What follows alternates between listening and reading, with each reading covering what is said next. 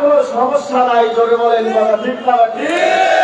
আর দেখা যায় যে না, এই অনুষ্ঠানের সম্পর্ক চলে যাচ্ছে উল্টা পাল্টা দিকে, কোরআন হাদিসের সাথে, আল্লাহর রসুলের সাথে এই অনুষ্ঠানের কোনো যোগসূত্র পাওয়া যাচ্ছে না।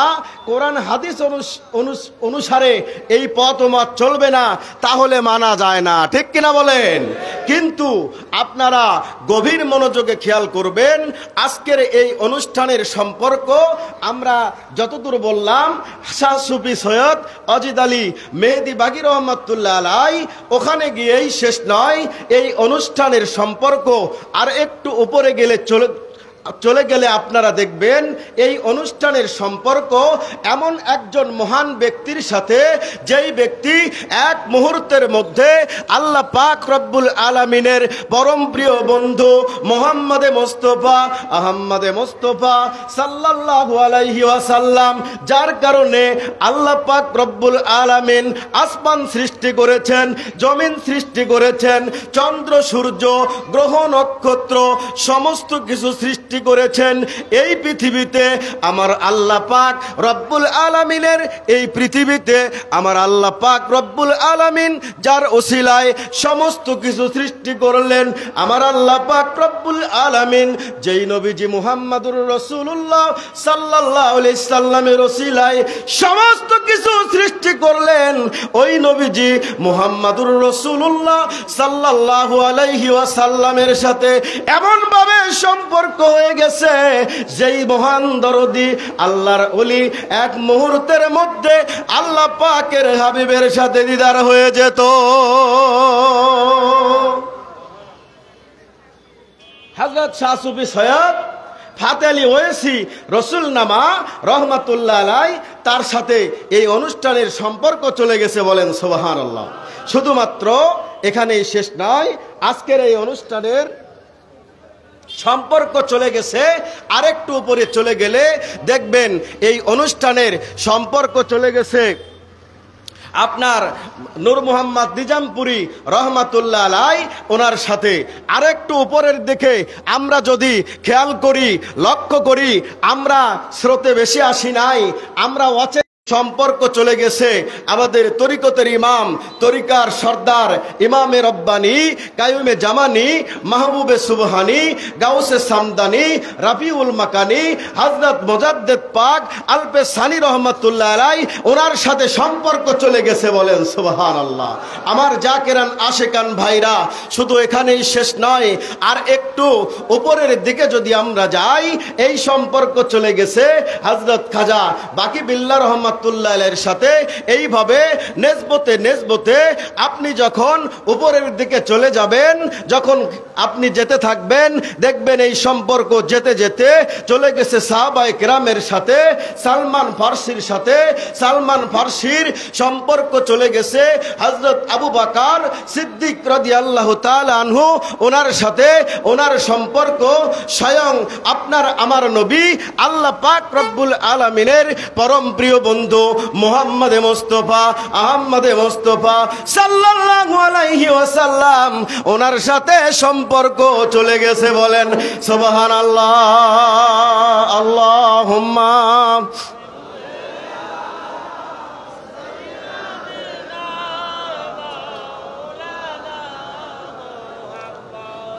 ওয়া আলা আলি সাইয়্যিদিনা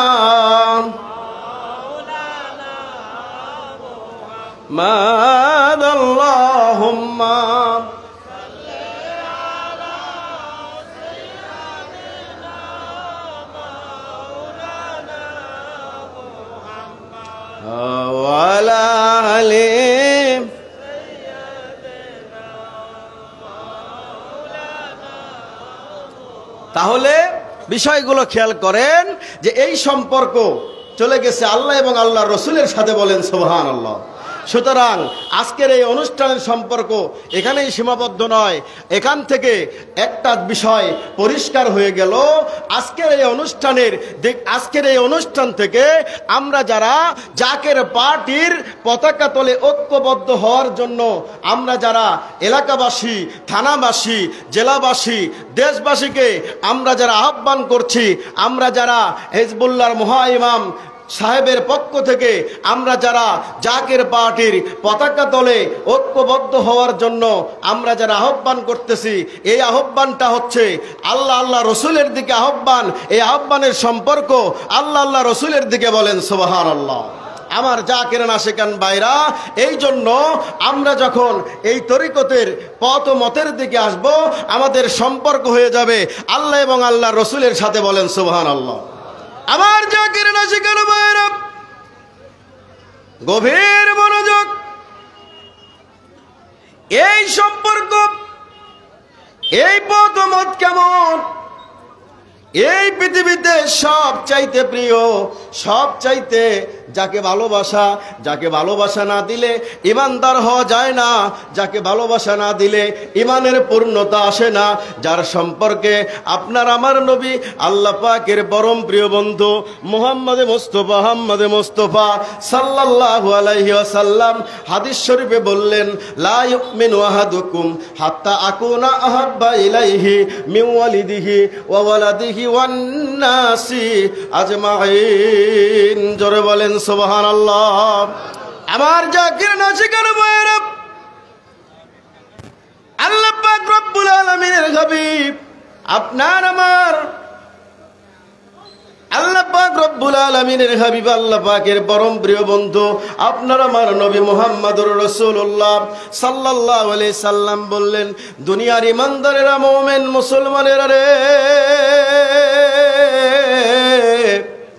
যতক্ষণ পর্যন্ত আমি নবী মুহাম্মদুর রাসূলুল্লাহ সাল্লাল্লাহু আলাইহি সাল্লাম আমাকে তোমরা তোমাদের নিজেদের চাইতে, মা বাবার চাইতে, সমস্ত কিছুর চাইতে যতক্ষণ আমাকে বেশি ভালোবাসতে না পারবে, ততক্ষণ তোমরা কেউ ঈমানদার হতে পারবে না। বলেন সুবহানাল্লাহ। এই পথমত সবচাইতে যিনি বেশি দেখিয়ে দিয়ে গেলেন, এই পথমত আপনার রসুল পাক সাল্লাল্লাহু আলাইহি সাল্লামকে যে ভালোবাসতে হবে, মহব্বত করতে হবে, এই ভালোবাসা মহব্বত সবচেয়ে বেশি করে পৃথিবীর বুকে দেখিয়ে দিয়ে গিয়েছেন আল্লাহর ওলি সকল। বলেন সুবহানাল্লাহ। আপনার আমার এই বাংলার জমিনে আল্লাহর ওলিগণ এসে ইসলাম প্রতিষ্ঠা করেছেন, ইসলামের কথা তারা বলে গিয়েছেন।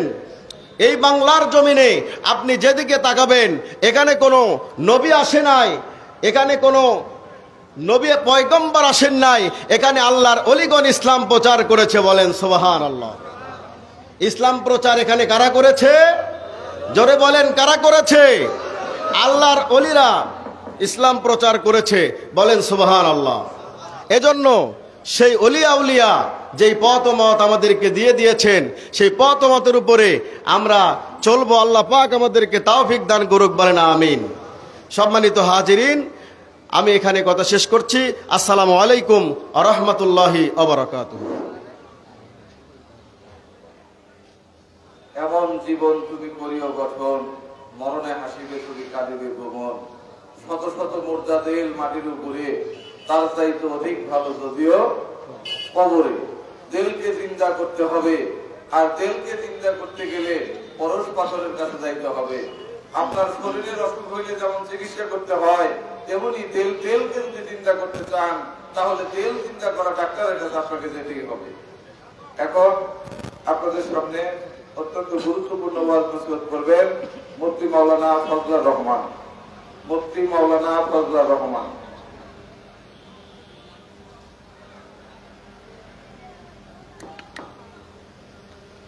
আসসালামু আলাইকুম ওয়া রাহমাতুল্লাহি ওয়া বারাকাতুহু।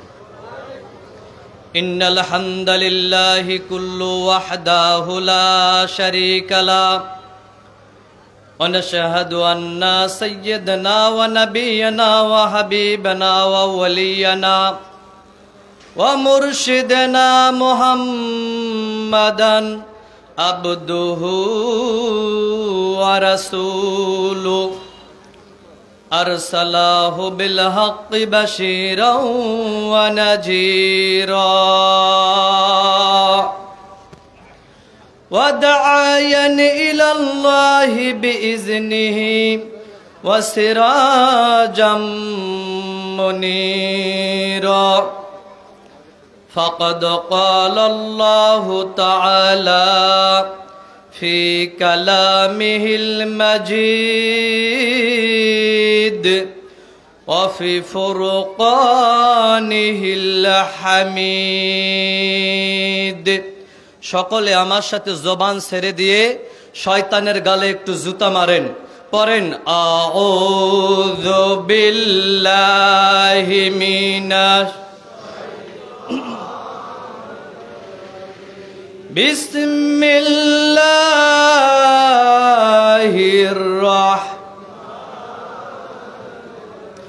قل بفضل الله وبرحمته فبذلك فليفرحوا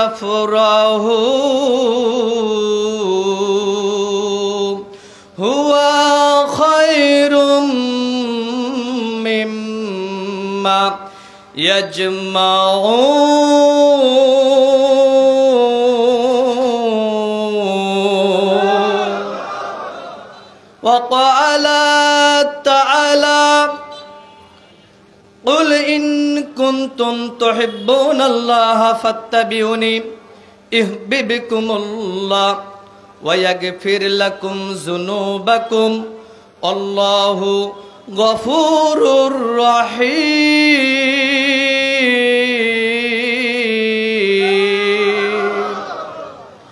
وقال رسول الله صلى الله عليه وسلم لا يؤمن أحدكم حتى أكون أحب إليه من والده وولده والناس أجمعين إلى آخر حديث وقال رسول الله صلى الله عليه وسلم إن الله تعالى حرم على الأرض أن تكون أجساد الأنبياء فنبي الله حي ويرزق زرزرك سبحان الله اللهم صل على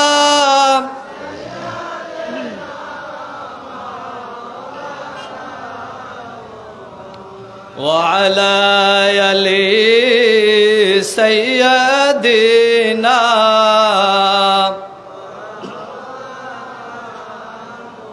আমরা লক্ষ কোটি সালাম জানাই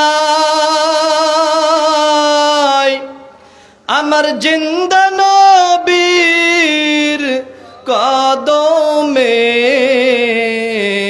কোন নবী জোরে বলেন কোন নবী নাকি আমাদের নবী মরা পচে গেছে গলে গেছে মাটির সাথে মিশে গেছে আমরা লক্ষ কোটি সালাম জানাই আমার নূর নবীজির কদমে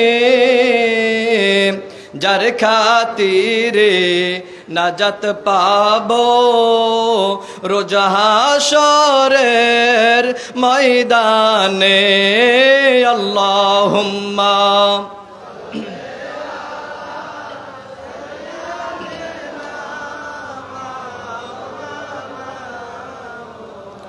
وعلى آل سيدنا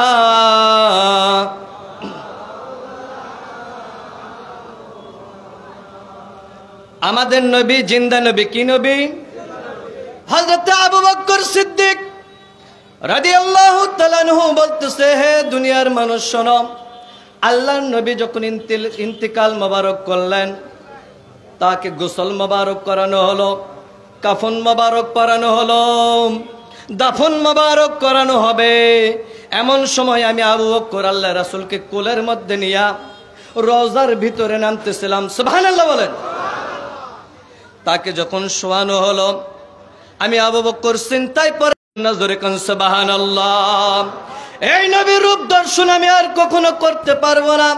চিরজীবনের ন্যায় আজকে শোয়া দিতেছি। আমি আবু বকরের মনের মধ্যে বড় বেদনা, বড় জ্বালা, বড় যন্ত্রণা। আমি শেষবারের নাই আমার নবীকে একটু তার বদন মোবারক, চেহারা মোবারক, নূরের চেহারা মোবারক দেখে নেই, এই মনে করে তাকে শোয়ানোর পরে তার মুখ থেকে কাফনের কাপড়টা সরাইয়া তার বদন মোবারক দেখবো, এই মনে কইরা আমি তার দিকে নজর করলাম। তাকায় দেখি আল্লাহর নবী কাফনের কাপড়ের মধ্যে দুই ঠোঁট বীর বীর কইরা নারায়া নারায়া কি যেন বলতেছে সুবহানাল্লাহ। আমি আবু বকর আশ্চর্য হয়ে গেলাম। হায় রে, মানুষ ইন্তিকালের পরে কথা বলতে পারে না, আল্লাহর নবীর ঠোঁট মোবারক খানি নরে, ব্যাপার কি বলতে চায় কি বলে। আমি আবু বকর যখন ডান কানটা আল্লাহর নবীর ঠোঁটের কাছে গিয়ে লাগাইলাম, তখনও তিনি রওজা মোবারকের ভিতরে শুয়ে শুয়ে বলতেছে, ইয়া হাবলি উম্মতি, ইয়া হাবলি উম্মতি, আল্লাহুম্মা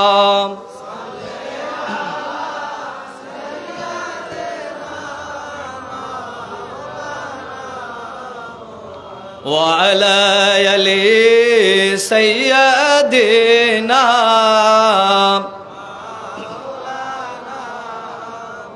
তাহলে আমাদের নবী জিন্দা, ঠিক না বা ঠিক?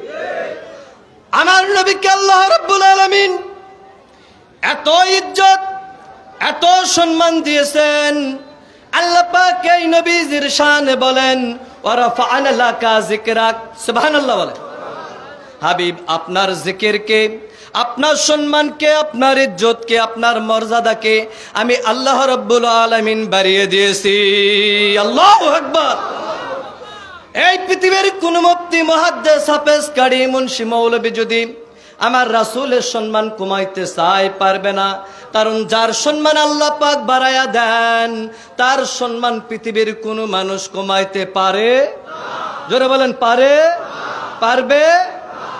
একদিন আল্লাহ রাসূল রুমের মধ্যে বিশ্রাম নিতেছিলেন। মা ফাতেমার বয়স তখন 8 বছর। এমত অবস্থায় দরজার মধ্যে কে যেন ঠোকা দিল। মা ফাতেমা দৌড়ে এসে দরজা খুলে দেখে হযরত জিবরাইল আমিন আল্লাহর নবীর দরজার সামনে দাঁড়ানো। সুবহানাল্লাহ বলেন। মা ফাতেমা বললেন, ছোট চাচা, আপনি ভিতরে আসেন, এখানে দাঁড়িয়ে আছেন কেন? জিবরাইল আমিন মনে মনে মন খারাপ করলেন। হায় রে, আব্দুল্লাহর বেটা মুহাম্মদ, তার জন্ম হলো 570 খ্রিস্টাব্দে, আর আমি জিবরাইল আমিন আদম নবী থেকে শুরু করে এতদিন পর্যন্ত আসমান থেকে ওহী বহন করে করে সমস্ত নবী রাসূলদের কাছে আসলাম, আর তার ছোট্ট মেয়ে, 8 বছরের মেয়ে বলে আমি নাকি ছোট চাচা। মনে মনে মন খারাপ করলেন যে আজকে মুহাম্মদকে প্রশ্ন করব। প্রথমে প্রশ্ন হবে আমার এটাই যে, ইয়া রাসূলুল্লাহ, আপনার বয়স বেশি না আমার বয়স বেশি? জিবরাইল মনে মনে ভাবতেছেন। ভিতরে আসলেন। জিবরাইলের নিয়ম ছিল, আল্লাহর নবী যখন বিশ্রাম অবস্থায় থাকতেন, ঘুমন্ত অবস্থায় থাকতেন, জিবরাইল বসে পড়তেন। যখনই আল্লাহর নবীর চোখ মোবারক জিবরাইলের উপরে পড়তো, জিবরাইল আর বইসা থাকতে পারতেন না, তিনি কাঁপতে কাঁপতে দাঁড়ায় কিয়াম করতেন। জোরে কোন সুবহানাল্লাহ। কিয়াম করতেন, দাঁড়ায় যেতেন। আল্লাহর নবী বিশ্রাম নিচ্ছিলেন, যা বসে পড়লেন। যখনই চক্ষু মোবারক খুলে আল্লাহর নবী জিবরাইলের উপরে তার নজর মোবারক গেল, জিবরাইল দাঁড়ায় গেলেন। হাত জোর করে জিবরাইল বলতেছে, ইয়া রাসূলুল্লাহ, ইয়া হাবিবাল্লাহ, আগে আল্লাহর সালাম লন। মারহাবা বলেন। আল্লাহর সালাম নেওয়ার পরে আমি জিবরাইলের সালাম গ্রহণ করবেন। সুবহানাল্লাহ। কিতাবের মধ্যে আসছে, জিবরাইল আমিন আল্লাহর নবীর কাছে 24,000 বার ওহী বহন করে আসমান থেকে জমিনের মধ্যে এসেছিলেন। 24,000 বারে আমার আল্লাহ পাক আমার রাসূলকে সালাম দিয়েছেন। আল্লাহ নিজে জোরে কোন সুবহানাল্লাহ।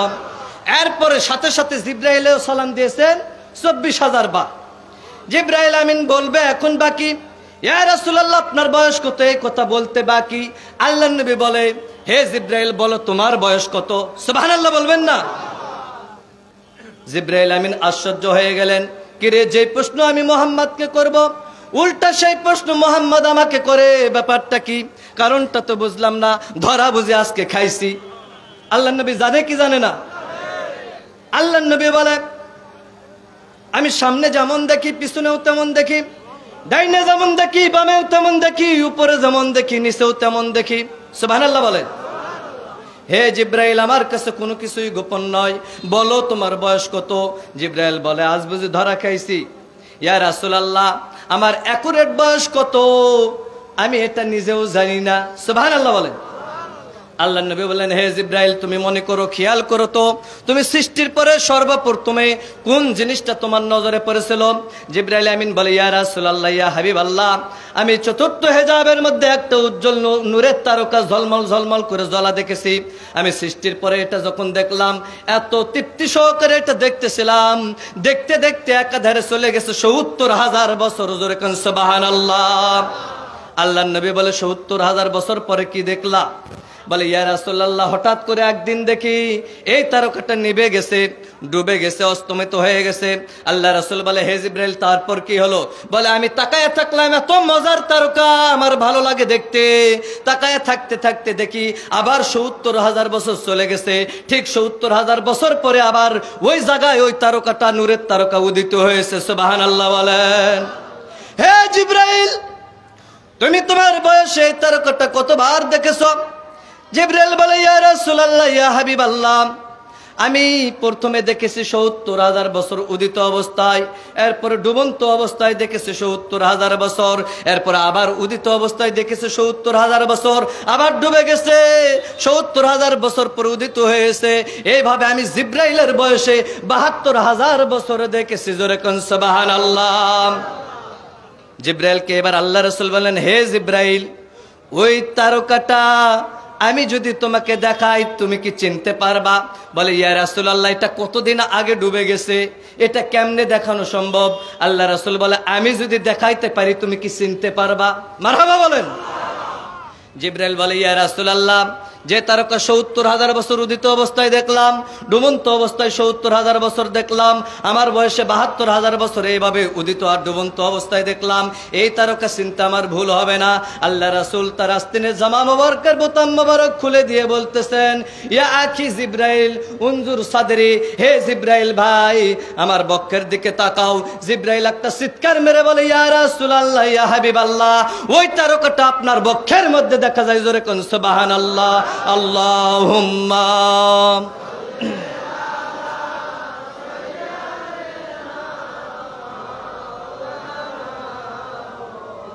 ওয়া আলা আলি সাইয়্যিদিনা।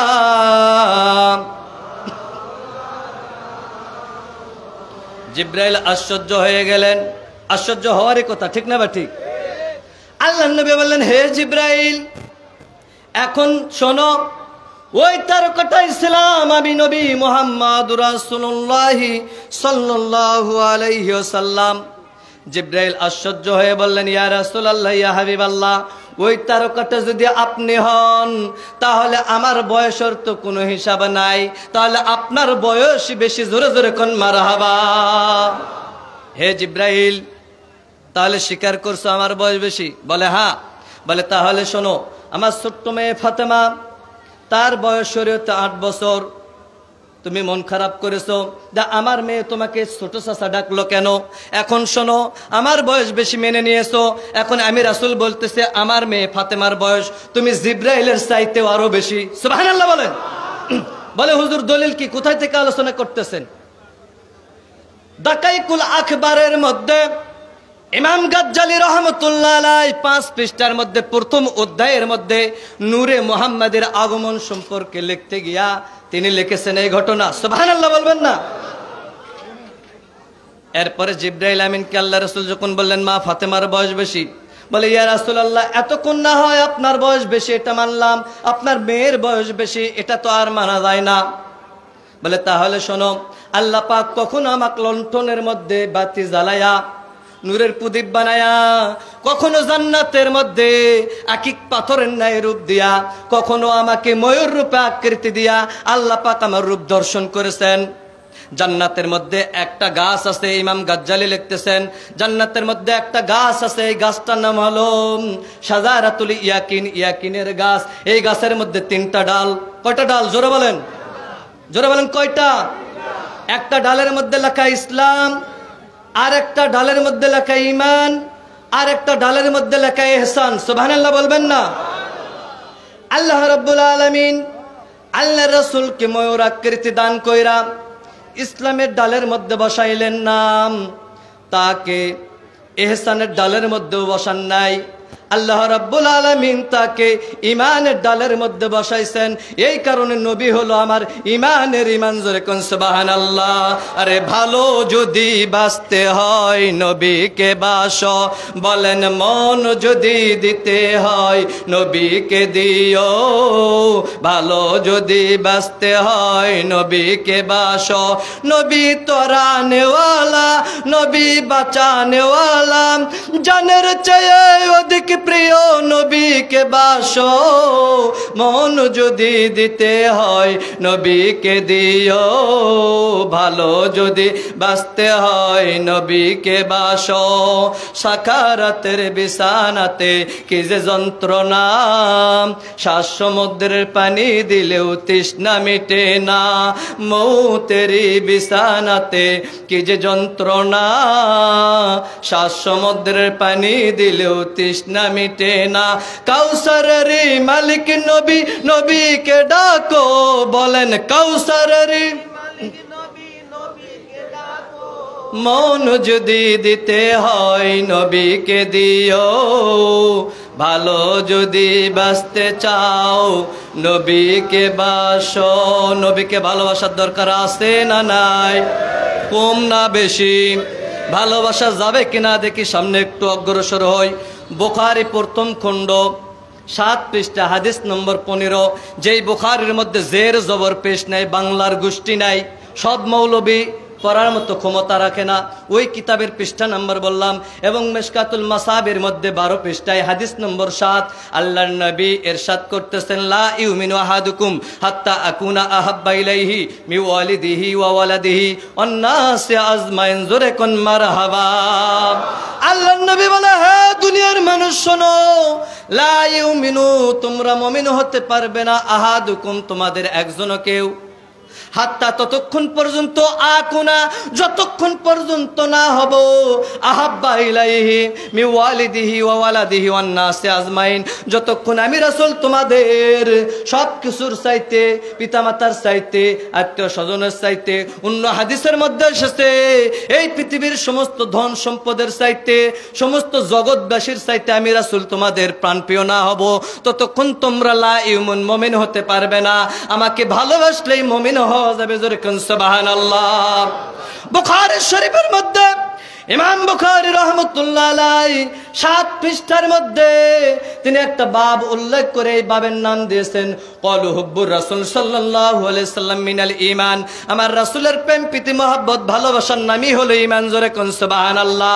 হুজুর কিবলাদান বললেন, বাবা, নবীর মহব্বত যার অন্তরে যতটুকু তার ঈমান ততটুকু। নবীর মহব্বত যার অন্তরের মধ্যে নাই তার ঈমানের সম্পদ বলতে কিছু নাই, সে সারে সারে বেঈমান। আমার হুজুর কিবলাদান বলেছেন বাংলায়, আল্লাহ রাসূল হাদিস শরীফের মধ্যে বলেছেন আরবিতে। আল্লাহ পাক এই কথাটাই আল্লাহ রাব্বুল আলামিন কুরআনুল কারীমের সূরা আল ইমরানের 31 নম্বর আয়াতের মধ্যে আল্লাহ পাক জানিয়ে দিলেন জগৎবাসীকে। সকলে বলেন বিসমিল্লাহ। قل إن كنتم تحبون الله فاتبعوني يحببكم الله ويغفر لكم ذنوبكم والله غفور رحيم। আল্লাহ পাক বললেন, কুল, হে রাসূল, আপনি দুনিয়ার মানুষদেরকে জানায়া দেন। এ কুলের ফাইল আমার আল্লাহ রাসূলকে নির্দেশ করতেছেন, আপনি জানায়া দেন। ইন, যদি কুনতুম তুহিব্বুন আল্লাহ, তারা যদি আমি আল্লাহ পাককে ভালোবাসতে চাই, কি করতে চাই? আল্লাহকে ভালোবাসতে চাই। ফাত্তাবিউনি, তাহলে তারা যেন আনুগত্য করে, অনুসরণ করে, ইত্তেবা করে। ইহবিবিকুমুল্লাহ, আপনার মানে আল্লাহর হাবিবের অর্থাৎ আপনার যেন অনুসরণ করে, আনুগত্য করে, ইত্তেবা করে। ওয়ায়াগফির লাকুম যুনুবাকুম ওয়াল্লাহু গফুরুর রহিম। আল্লাহ পাক বলে,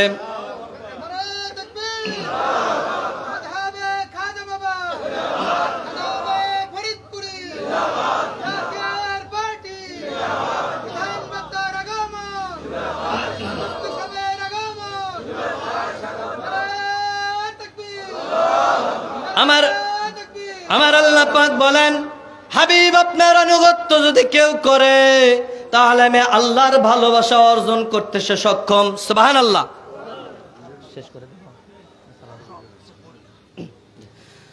আর আপনাকে ভালোবাসলে, আপনার ইত্তেবা অনুসরণ করলে আমি আল্লাহ পাক তাদের জীবনের গুনাহ খাতা রাশিও মাফ করে দেব। যেরকম সুবহানাল্লাহ। তাহলে নবীকে ভালোবাসলে জীবনের গুনাহ মাফ করবেন কে? জোরে বলেন কে? তাহলে বোঝা গেল নবীকে ভালোবাসলে গুনাহ মাফ হয়, ঠিক কিনা? মদিনার কামলিওয়ালা নবীকে স্বপ্নে যুগে দেখলে দোজখের আগুন হারাম হয়, ঠিক না বা ঠিক? আমার রাসূল হলো আমার ইমানের ইমান। আল্লাহ রাব্বুল আলামিন জান্নাতের মধ্যে শাজারাতুল ইয়াকিনের ইমানের ডালের মধ্যে আমার রাসূলকে ময়ূর রূপ আকৃতি দান কইরা সেখানে রাখলেন ইমানের ডালের মধ্যে। রাখার পরে আল্লাহ পাক তার দিকে দেখলেন, না ময়ূর দেখতে ভালো লাগে না, এবার ময়ূরের রূপ দেওয়া শুরু করে দিলেন। আল্লাহ রাব্বুল আলামিন ময়ূরের ডান কানের মধ্যে একটা দুল পরাইয়া দিলেন। সুবহানাল্লাহ বলেন। না ময়ূর দেখতে ভালো লাগে না। বাম কানের মধ্যে আর একটা দুল পরাইয়া দিলেন, না তাও ময়ূর দেখতে ভালো লাগে না। আল্লাহ রাব্বুল আলামিন ময়ূরের গলার মধ্যে একটা জড়ো সেট পরাইয়া দিলেন, না তাও ময়ূর দেখতে ভালো লাগে না। আল্লাহ রাব্বুল আলামিন ময়ূরের আকৃতি দান করতে গিয়া আল্লাহ পাক তার মাথার উপরে একটা তাজ পরাইয়া দিলেন। তাজ মানে টুপি, একটা টুপি পরাইয়া দিলেন। এবার ময়ূর দেখতে সুন্দর হলো। দাকাইকুল আকবরের মধ্যে ইমাম গাজ্জালি বলেন, এরপর ময়ূরের রূপ আসলো। এমন সময় আল্লাহ পাক নিজে হায়ার একটা আয়না তৈরি করলেন। হায়া মানে লজ্জা, শরম। শরমের একটা আয়না তৈরি করার পরে এই ময়ূরের সামনে একটু ধরলেন। ময়ূরটা নিজের আকৃতি আয়নার মধ্যে দেখতে পাইয়া লজ্জিত হয়ে আল্লাহ সৃষ্টির জন্য তিনি আলহামদুলিল্লাহ পড়লেন। সুবহানাল্লাহ বলেন। মাথা নোয়া ময়ূরটা নিচের দিকে জান্নাতের মধ্যে আলহামদুলিল্লাহ পড়লেন। এমন সময় 5 ফোঁটা ঘাম মোবারক ময়ূরের গায়ের থেকে, শরীর মোবারক থেকে জান্নাতের জমিনের মধ্যে পড়লো। পরবর্তীতে আল্লাহ রাব্বুল আলামিন এই 5 ফোঁটা ঘামকে আল্লাহর নবীর জামানায় মেরাজ রজনীতে আল্লাহ রাসূলকে আল্লাহ রাব্বুল আলামিন তার উম্মতের জন্য 5 ওয়াক্ত নামাজ আকৃতি দান কইরা 5 ওয়াক্ত নামাজ বানায়া এই 5 ফোঁটা ঘাম দুনিয়াতে প্রেরণ করলেন। জোরে কোন সুবহানাল্লাহ। আল্লাহুম্মা সাল্লি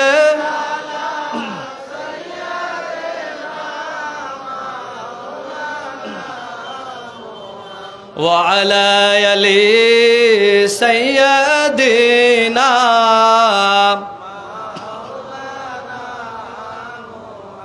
প্রেমাগুনে জয়লা মরি ওহে মাবুদ রব্বানা, যার প্রেমেতে পাগল মোরা সে তো সোনার মদিনায়। আল্লাহুম্মা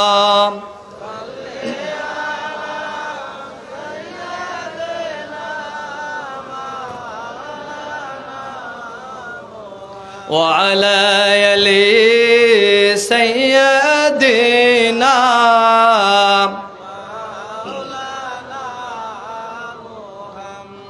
নবীর প্রেম যার অন্তরে যতটুকু তার ইমানও ততটুকু। হুজুর কেবলাজানের কথাই হলো এটা, যে নবীর প্রেম যার মধ্যে নাই তার ইমানের সম্পদ বলতে কিছু। উপরে টুপি থাকতে পারে, পাগড়ি থাকতে পারে, জুব্বা থাকতে পারে, যদি রাসূলকে কেউ না ভালোবাসে সে ইমানদার হতে পারবে? জোরে বলেন পারবে? তা আমাদের উপরে টুপি আছে, পাগড়ি আছে, জুব্বা আছে, আমাদের আকীদা যদি হয় নবী আমার মতো, নবী বড় ভাইয়ের মতো, তাহলে এইসব আমলে আমাদের কোনো কাজে আসবে?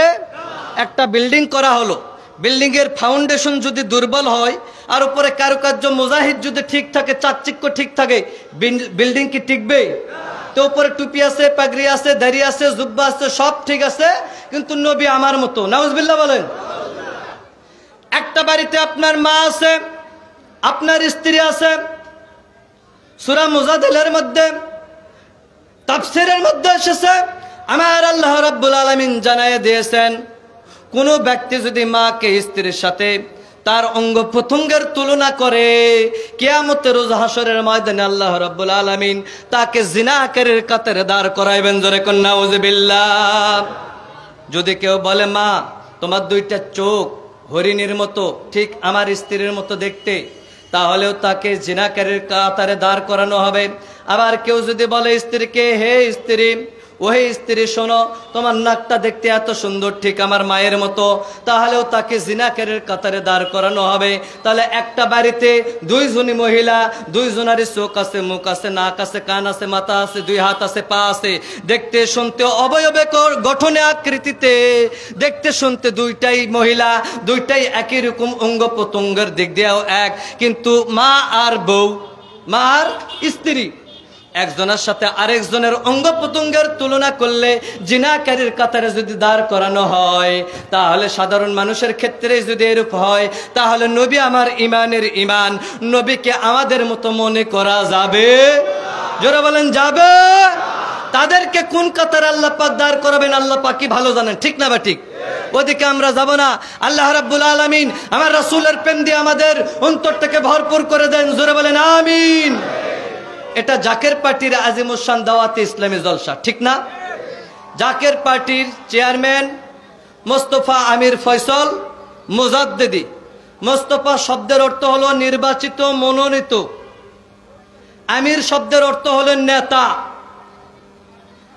আমির ফয়সল, ফয়সল শব্দের অর্থ হলো ফয়সালা থেকে ফয়সল, মীমাংসাকারী। সুবহানাল্লাহ বলেন।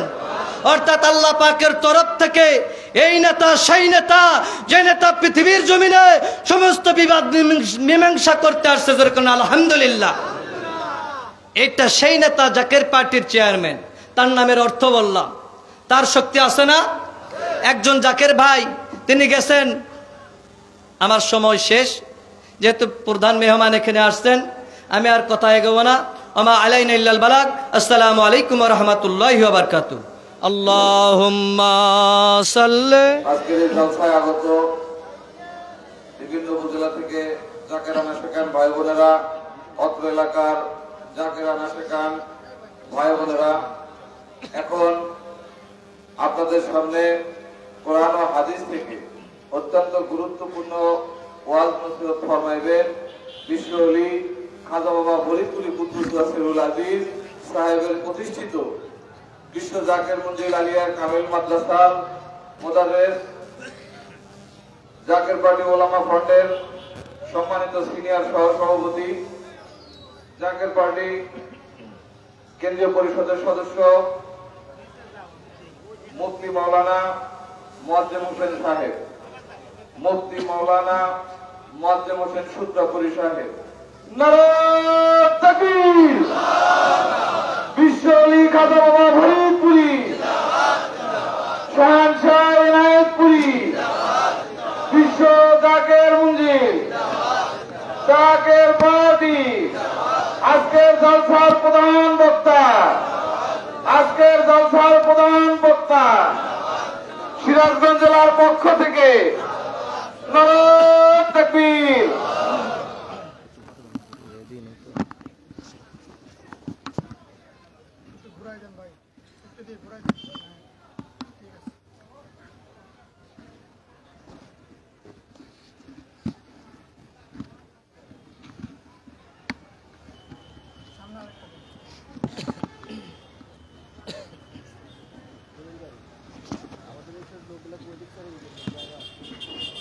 আপনারা একটু পূর্ব দিকে একটু চাইবে বসেন, পূর্ব দিকে জায়গা আছে, পূর্ব দিকে একটু চাইবে বসেন, সকলে সামনে একটু চাইবে বসেন আর পূর্ব দিকে চাইবে বসেন। অনেক জাকের ভাইরা তারা আছে, বসার জায়গা পাচ্ছে না, সকলে পূর্ব দিকে একটু চাইবে বসেন।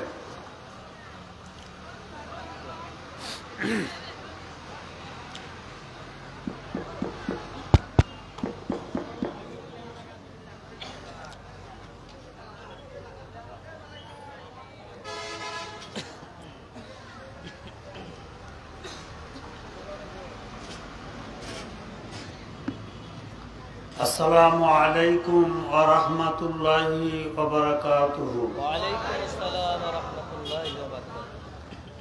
আলহামদুলিল্লাহ, আলহামদুলিল্লাহি রাব্বিল আলামিন ওয়াল আকিবাতু লিল মুত্তাকিন। والصلاة والسلام على سيد الأنبياء والمرسلين وعلى آله وأصحابه أجمعين.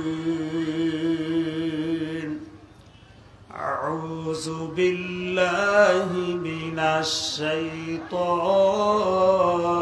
الرجيم. بسم الله الرحمن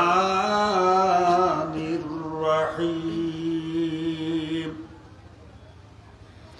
يوم نختم على أفواههم وتكلمنا أيديهم وتشهد أرجلهم بما كانوا يكسبون.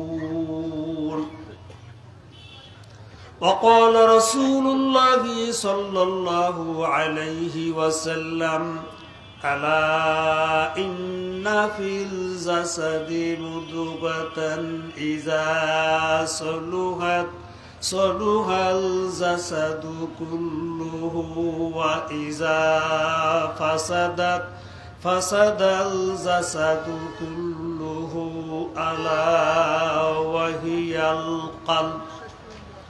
بسم الله الرحمن الرحيم. رب اشرح لي صدري ويسر لي أمري واحلل عقدة من لساني يفقه قولي. ربي زدني علما. إن الله وملائكته يصلون على النبي يا أيها الذين آمنوا صلوا عليه وسلموا تسليما. اللهم صل على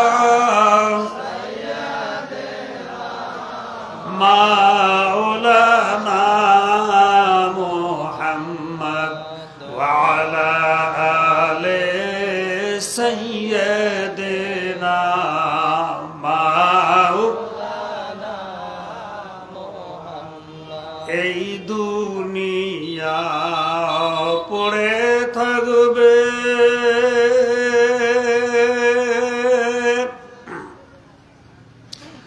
একদিন আমরা থাকব না।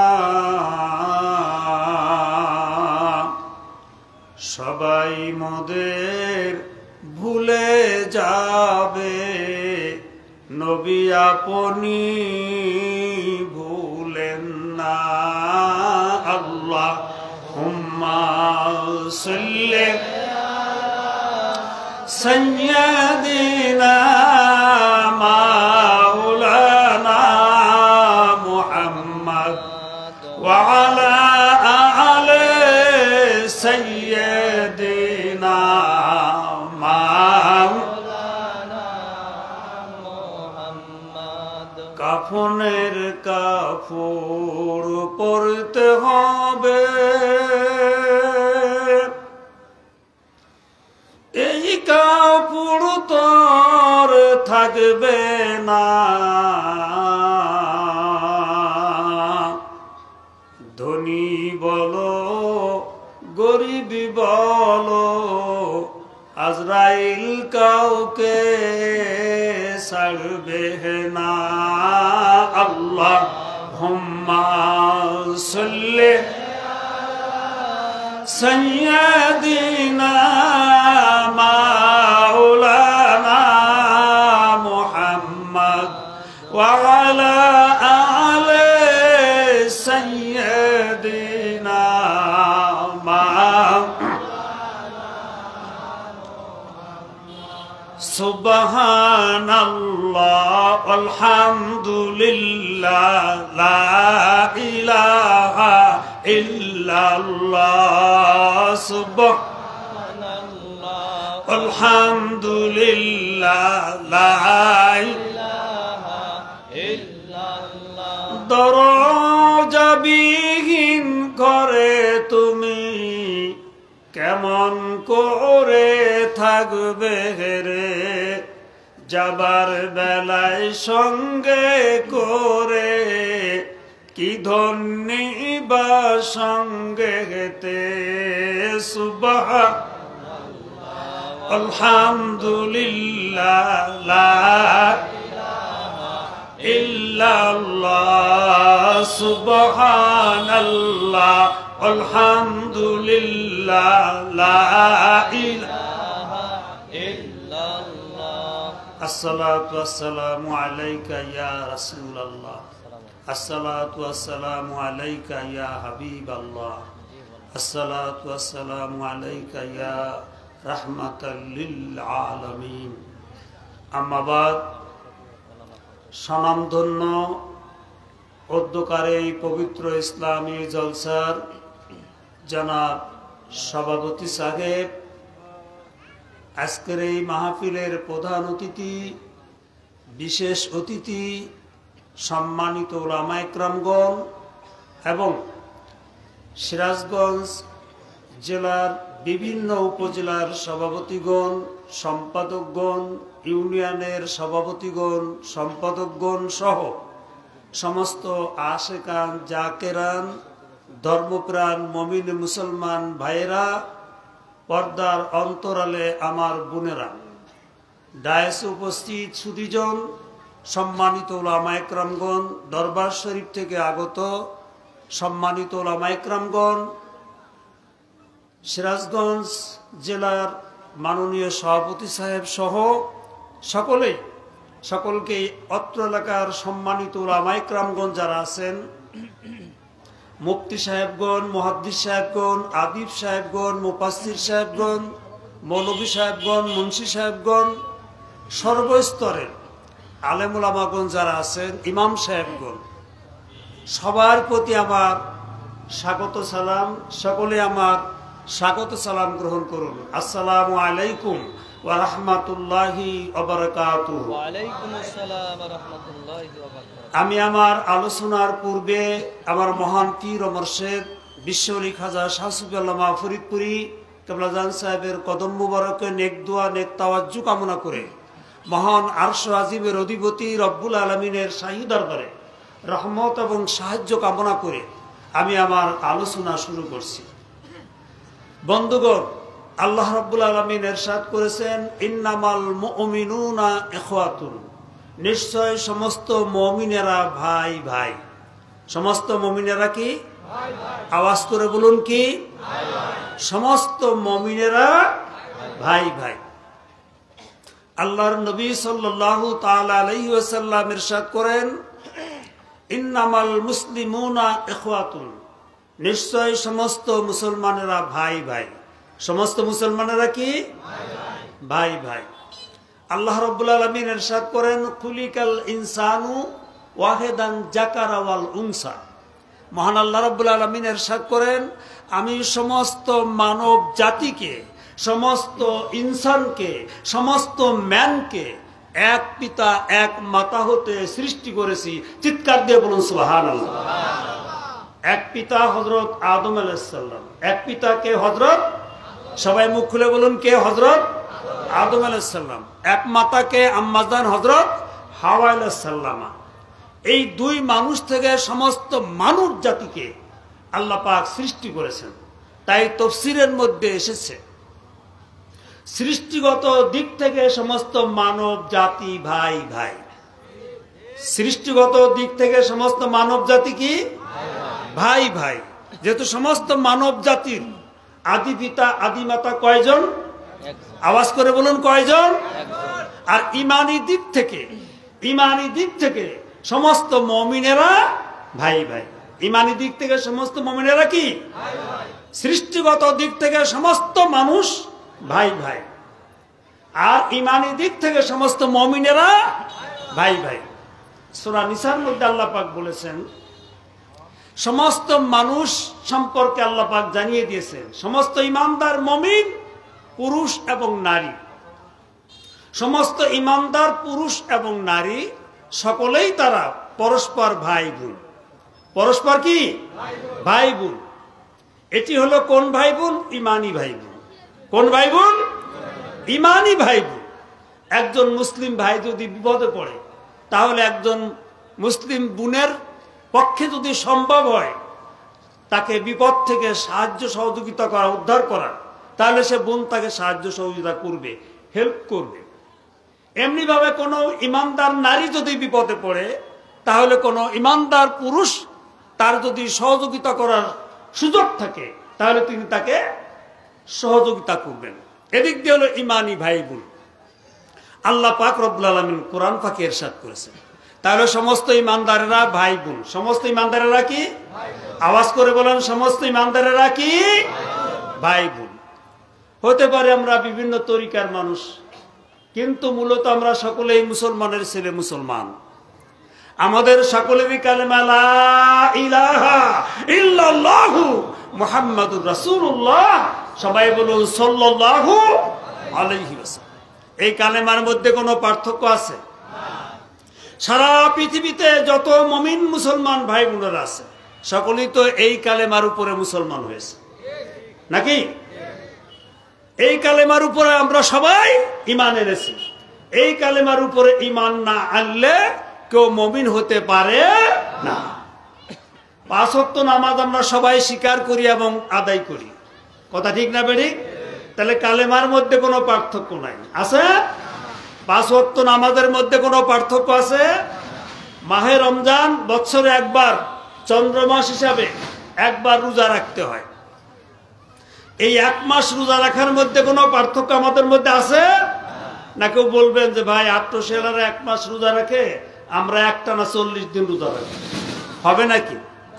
আওয়াজ করে বলুন, হবে? তাহলে বোঝা গেল এই কালেমার দিক থেকে, নামাজের দিক থেকে, রোজার দিক থেকে আমরা সবাই এক জায়গায়। হজের দিক থেকে, জাকাতের দিক থেকে আমরা সবাই এক জায়গায়, কথা ঠিক না বেঠিক? আমরা সবাই এক আল্লাহকে বিশ্বাস করি। কয় আল্লাহ? আমাদের সবাই আল্লাহ কয়জন? একজন। তার কোনো শরীক নাই, লা শারীকা লাহু, তার কোনো শরীক নাই। এই কথা আমরা বিশ্বাস করি, কথা ঠিক না বেঠিক? এই কথায় বিশ্বাস না করলে মুমিন হওয়া যাবে? মুমিন হওয়া যাবে না। আবু জাহাল তো আল্লাহকে বিশ্বাস করত। আল্লাহ পাক বলেন, হে রাসূল, আপনি মক্কার কাফেরদের কাছে জিজ্ঞাসা করুন যে এই আসমান জমিন কে সৃষ্টি করেছে। কাফেররাও বলবে আল্লাহ। কাফেররাও কি বলবে? আল্লাহ। তারপরও তারা কাফের, তারপরও তারা মুশরিক। কেন? তারপর তারা বেদীন। কেন? কারণটা কি? কারণ হলো তারা মুহাম্মাদুর রাসূলুল্লাহ সাল্লাল্লাহু আলাইহি ওয়াসাল্লামের উপর ঈমান আনে না, তাকে রাসূল হিসেবে বিশ্বাস করে নাই। তার উপর অত্যাচার, জুলুম, নির্যাতন, তাকে অপমান, অপদস্থ করেছে, তাকে জাদুকর বলেছে, তাকে সাধারণ মানুষ বলেছে। তারা বলেছে নবীজি গেছেন দ্বীনের দাওয়াত দিতে। ক্বালু আনতুম বাশারুম মিসলুনা, সূরা ইয়াসিনের মধ্যে। নবী দ্বীনের দাওয়াত দিতে গেছেন, যত নবীরাই দ্বীনের দাওয়াত দিতে গেছেন, কাফেররা বলছে তোমরা তো আমাদের মতোই সাধারণ মানুষ, কেন তোমাদেরকে অনুসরণ অনুকরণ করতে হবে? এ কথা কারা বলেছে? কাফেররা। কারা বলেছে? কাফেররা বলেছে। তাহলে বোঝা গেল শুধু আল্লাহকে মানলে, তাওহীদ মানলে মুমিন হওয়া যাবে না, রিসালাত মানতে হবে। তাওহীদ মানার সঙ্গে সঙ্গে রিসালাত মানতে হবে, সেই সঙ্গে আখিরাত মানতে হবে, কথা ঠিক না বেঠিক? তাওহীদ মানতে হবে, রিসালাত মানতে হবে, আখিরাত মানতে হবে, তাহলে সেই ইমানদার হতে পারবে, তার আগে হতে পারবে না। তো বন্ধুগণ, তাহলে আমরা কালমার দিক দিয়ে এক জায়গায়, নামাজের দিক দিয়ে এক জায়গায়, রোজার দিক দিয়ে এক জায়গায়, তারপর হজের দিক দিয়ে এক জায়গায়, জাকাতের দিক দিয়ে এক জায়গায়, তারপরে তাওহীদে আমরা বিশ্বাসী সবাই, এক আল্লাহ আমরা সবাই বিশ্বাসী। আর রাসূল পাক সাল্লাল্লাহু আলাইহি ওয়াসাল্লাম শ্রেষ্ঠ নবী, এই ব্যাপারেও আমাদের কি কোনো দ্বিমত আছে? জোরে বলেন দ্বিমত আছে? এ ব্যাপারে আমাদের কোনো দ্বিমত নেই। তাহলে বন্ধুগণ সমস্যা কোথায়? আসুন সমস্ত আলেম উলামা যারা আছেন সবাই আসুন, আলোচনা শোনার জন্য দাওয়াত দিচ্ছি। বসুন, সমস্যা নেই। আপনারাও মানুষ, আমরাও মানুষ, আমরাও মুসলমান ইমানদার, আপনারাও মুসলমান ইমানদার। আপনাদের সঙ্গে আমাদের কোনো সংঘর্ষ আছে নাকি? আছে? প্রত্যেক মুমিন একে অন্যের ভাই। নারী মুমিন, ইমানদার নারী সবাই ভাই বোন। এটা কার ঘোষণা? আওয়াজ করে বলতে হবে, কার ঘোষণা? আল্লাহ পাকের ঘোষণা। সুতরাং বন্ধুগণ আসুন, আপনাদের সঙ্গে আমাদের কোনো আসুন আমরা বসি, আলোচনা করি, ওয়াজ নসিহত করি, আপনারা শুনেন। তাহলে এক মুমিন আর এক মুমিনের জানমালের ক্ষতি করতে পারবে? পারবে? আল্লাহর রাসূল সাল্লাল্লাহু আলাইহি ওয়াসাল্লাম ইরশাদ করেন, একজন মুমিন হয়ে আর একজন মুমিনের জানের ক্ষতি করা হারাম। একজন মুমিন হয়ে আর একজন মুমিনের জানের ক্ষতি করা কি? আওয়াজ করে মুখ খুলে বলুন, কি? একজন মুমিন হয়ে আর একজন মুমিনের সম্পদের ক্ষতি করা হারাম। একজন মুমিন হয়ে আর একজন মুমিনের সম্পদের ক্ষতি করা কি? আওয়াজ করে বলুন, কি? একজন মুমিন হয়ে আর একজন মুমিনের মান সম্মান ইজ্জতের উপরে আঘাত করা এটিও হারাম। এটিও কি? নবী মুহাম্মদ রাসূলুল্লাহ, সবাই বলুন সাল্লাল্লাহু আলাইহি ওয়াসাল্লামের ঘোষণা। সুতরাং এক মুমিন আর এক মুমিনের ভাই হয়ে তার জানের ক্ষতি, মালের ক্ষতি, মান সম্মান ইজ্জতের ক্ষতি করা যাবে না।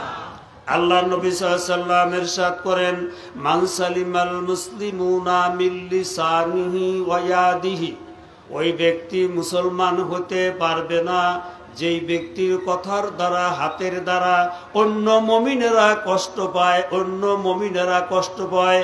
তারা যত নামাজ পড়ুক, রোজা করুক, জিকির করুক, ইবাদত বন্দেগী করুক, ওজিফা কালাম করুক, আল্লাহর রাসূল সাল্লাল্লাহু আলাইহি ওয়াসাল্লাম ইরশাদ করেন, যার কথার দ্বারায়, যার হাতের দ্বারায়, যার আচরণের দ্বারায়, যার ব্যবহারের দ্বারায় অন্য মানুষ কষ্ট পায়, সব সময় আতঙ্কের মধ্যে থাকে যে কোন সময় কোন ক্ষতি করে বসে, এইরূপ ব্যক্তি, আল্লাহ নবী এই ব্যক্তি সম্পর্কে বলেন, সে মুসলমান হতে পারবে না। সে কি হতে পারবে না? কে বলেছেন? নবীজি বলেছেন। কে বলেছেন? আওয়াজ করে বলুন, কে বলেছেন? নবীজি বলেছেন। আল্লাহর নবী বলেন, সাবাবুল মুসলিমে ফাসুকুন ওয়া কিতালুহু কুফরুন। একজন মুমিন আর একজন মুমিনকে হত্যা করা এটা হলো কুফরি। একজন মুমিন হয়ে আর একজন মুমিনকে হত্যা করা এটি হলো কুফরি। একজন মুমিন হয়ে আর একজন মুমিনকে গালিগালাজ করা, অনর্থক গালিগালাজ করা, এটা হলো ফাসিকি, এটি হলো ফাসিকি, এটা হলো গুনার কাজ। তা আমরা যদি মুত্তাকিন হই, আমরা যদি মুমিন হই, তাহলে কি কারোর গলায় ছুরি চালাইতে পারবো? কথা বলেন, পারবো? আমরা যদি মুমিন হই, অকথ্য ভাষায় আরেকজনকে গালিগালাজ করতে পারবো? আমরা যদি মুমিন হই, তাহলে কি আরেক মুমিনের জানের ক্ষতি করতে পারবো? মালের ক্ষতি করতে পারবো? সম্মান ইজ্জতের ক্ষতি করতে পারবো? পারবো না। সুতরাং ভাই বোনেরা আমার, কোরআন, আমরা যদি ইসলাম মানি, তাহলে আমাদের সমাজে কোনো সংঘর্ষ থাকতে পারে না। সবাই মুসলিম। মুসলিমুন মানে কি? মুসলিমুন মানে হলো আত্মসমর্পণকারী। কার কাছে আত্মসমর্পণ করবে? মুখ খুলে আওয়াজ করে বলেন, কার কাছে? আল্লাহর কাছে আত্মসমর্পণ করবে। তো যেই ব্যক্তি আত্মসমর্পণ করবে, সে তো তার দ্বারা কোনো বাজে কথা, বাজে কর্ম হতে পারে না। সেদিকে আমাদের খেয়াল রাখতে হবে। তো মুত্তাকিন হওয়ার জন্য আমাদের এই সমস্ত খারাপ কর্মকাণ্ডগুলিকে বাদ দিতে হবে। বন্ধুগণ, কোরআন পাকের মধ্যে দুই ধরনের আয়াত আছে। কয় ধরনের? জোরে বলুন, কয় ধরনের? এক ধরনের আয়াতে খুব খেয়াল, এক ধরনের আয়াতের অর্থ মর্ম মানুষ জানে, ব্যাখ্যা তাফসীর মানুষ জানে।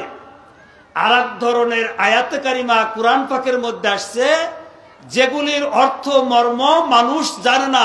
আল্লাহু আলামু বি মুরাদিহি বিহি ওয়া রাসূলুহু। কোন কোন তাফসীর আসছে যে ওই সমস্ত আয়াতের অর্থ মর্ম একমাত্র আল্লাহ পাকই ভালো জানেন। অন্য তাফসীর আসছে আল্লাহ এবং তার আল্লাহ রাসূলই ভালো জানেন, আর কেউ জানে না। যেমন কোরআন পাকের সূরা বাকারার প্রথমে আছে আলিফ লাম মিম, আছে না? ইয়াসিন, তাহা, কাফ, কাফ হা ইয়া আইন সিন, এরকম অনেক সূরার প্রথমে কিছু আয়াতে কারিমা আল্লাহ নাজিল করেছেন যেগুলির অর্থ একমাত্র আল্লাহ পাক জানেন, দুনিয়ার কোনো মানুষ জানে না। তবে এগুলি কোরআন পাকের আয়াত, এগুলির প্রতি আমাদের বিশ্বাস রাখতে হবে, না হলে সে মুমিন থাকতে পারবে না। দ্বিতীয় প্রকারের আয়াত যা আছে এটার মধ্যে হতে মাত্র 500 আয়াত হলো শরিয়াতের আদেশ এবং নিষেধমূলক আয়াত। শরিয়াতের আদেশ এবং নিষেধমূলক আয়াতের সংখ্যা কত?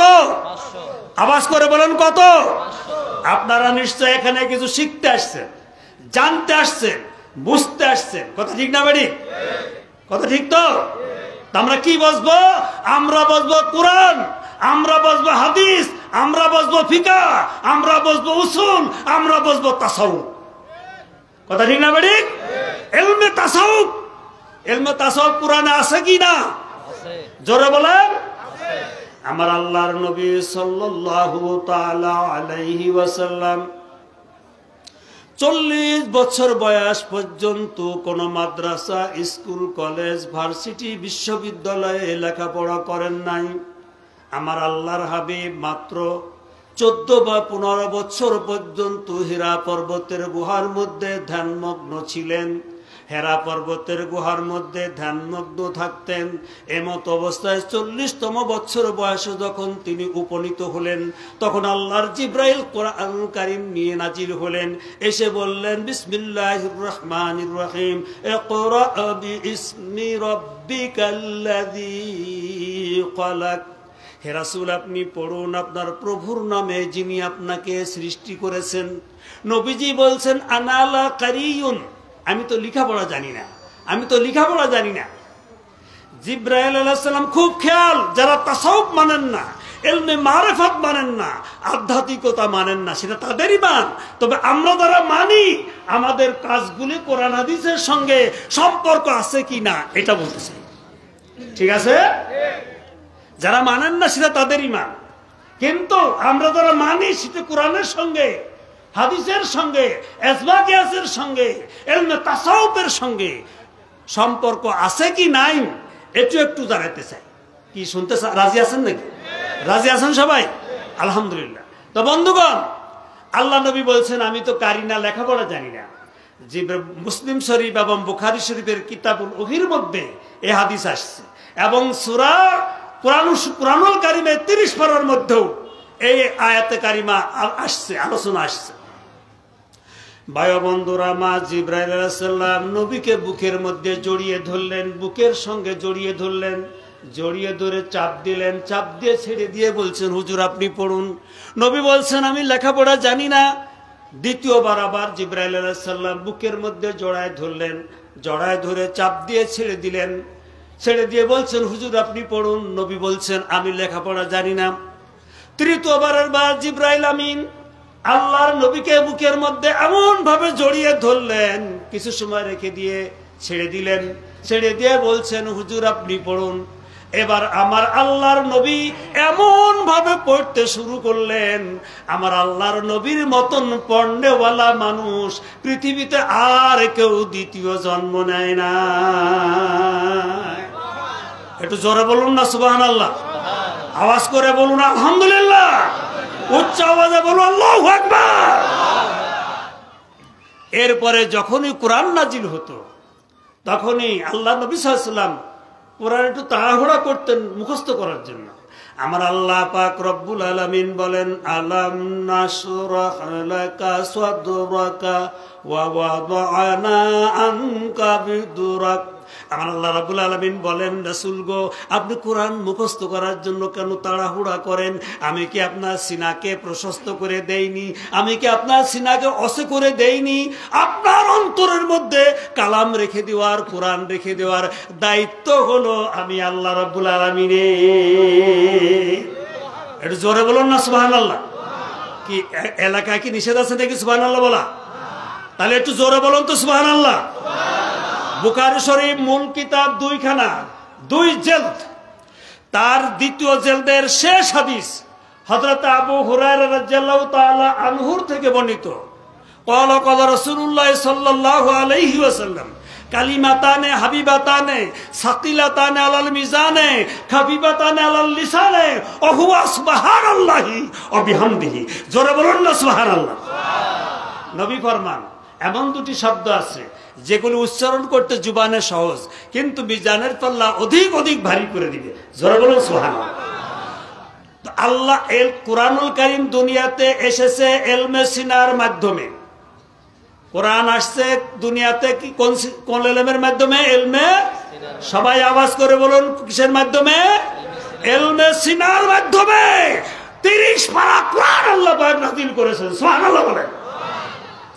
নবী কি স্কুল কলেজে পড়ছেন? জানেন আপনারা? শিক্ষিত ভাইরা, জেনারেল শিক্ষিত ভাইরা জানেন? নবী পড়েন নাই। নবীর স্কুল ছিল হেরা পর্বতের গুহা।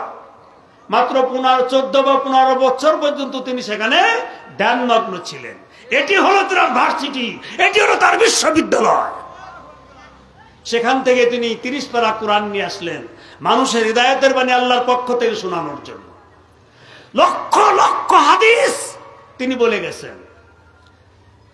কিয়ামত কেমনে হবে, হাসর নসর কেমনে হবে, জান্নাত জাহান্নাম কি হবে, তাদের পরিণতি পরিণাম কি হবে, এবং এই দুনিয়াতে কি ঘটবে না ঘটবে, কিয়ামত পর্যন্ত কি হবে, সব কিছু আমার আল্লাহর নবী হাদিসের মধ্যে বর্ণনা করে গেছেন। তাহলে এগুলি আল্লাহ পাক তারে জানাইছেন আর তিনি বলে গেছেন। কথা ঠিক না বেরি? এগুলি কি বই পড়ে জানাইছেন? তিনি বই পড়ে জানাইছেন, কিতাব পড়ে জানাইছেন। এটা কোন ইলম? ইলমে সিনা। সবাই বলেন কোন ইলম? আওয়াজ করে বলেন কোন ইলম? ইলমে সিনার মাধ্যমে কুরআনুল কারীম এবং হাদিসের বর্ণনা নবীজি দিয়ে গেছেন। কথা ঠিক না বেরি? দুনিয়ার কোন মানুষ নবীজির মাস্টার ছিলেন না, টিচার ছিলেন না, শিক্ষক ছিলেন না। 1 2 নম্বরে আসুন, ইলমে মারিফাত যারা মানি না, ইলমে মারিফাত না জানলে আত্মা পরিশুদ্ধ হবে না। আল্লাহ বলেন, ক্বাদ আফলাহা মান তাযাক্কা ওয়া যাকারা ইসমা রাব্বিহি ফাসাল্লা। আমার আল্লাহ রাব্বুল আলামিন ইরশাদ করেন, হাসরের ময়দানে ওই সমস্ত মানুষগুলি সফল হবে, ওই সমস্ত মানুষগুলি বিজয়ী হবে যেই মানুষগুলি তার আত্মাকে পরিশুদ্ধ করেছে, কালবিন সালিম করেছে, আত্মাকে পরিশুদ্ধ করেছে, তাজকিয়া নফস করেছে, আল্লাহর নামের জিকির করেছে এবং নামাজ কায়েম করেছে। ফাসাল্লাহ, নামাজ কায়েম করেছে। কি করেছে? নামাজ আল্লাহ কায়েম করতে বলেছেন। নামাজ কায়েম করতে বলেছেন। নামাজ কায়েম হবে কেমনে? কিভাবে নামাজ কায়েম হবে? যার জীবনে নামাজ কায়েম হবে আল্লাহ তাকে 5টি প্রাইজ দেবেন। কয়টি? 5টি প্রাইজ দেবেন। তাহলে 1 নম্বর হলো তাজকিয়া নফস, আত্মশুদ্ধি করতে হবে। দিলকে আয়নাতুল্য করতে যদি চাও, 10 খাসলা চিনা হতে দূর করে দাও। কাম ক্রোধ লোভ হিংসা মদ মৎস্য কিনা, গীবত বকিলি রিয়া বড়াই ধারণা। এই 10টি খাসলা যতক্ষণ পর্যন্ত আপনার ভিতর থেকে, আমার ভিতর থেকে দূর করতে না পারবো, মুফতি হই, মুহাদ্দিস হই, মুফাসসির হই, আদিব হই আর ইমাম হই, পাগড়ি যতই পরি, আল্লাহ কয় তোমার অন্তর পবিত্র না, অন্তরের মধ্যে ময়লা আছে। কালিমা খা আয়না দিয়া মুখ দেখা যায় না, হৃদয় ভরা গুনাহ নিয়া খুদার দিদার হয় না, মুলকে জাহার দিদানা তাজ ওয়ালদে সলবি বুয়াদ, মুলকে জাহার দিদানা তাজ ওয়ালদে সলবি বুয়াদ, মুলকে বাতন দিদানা তাজ ওয়ালদে কলবি বুয়াদ। লা ইলাহা ইল্লাল্লাহ, জোরে জোরে চা চা।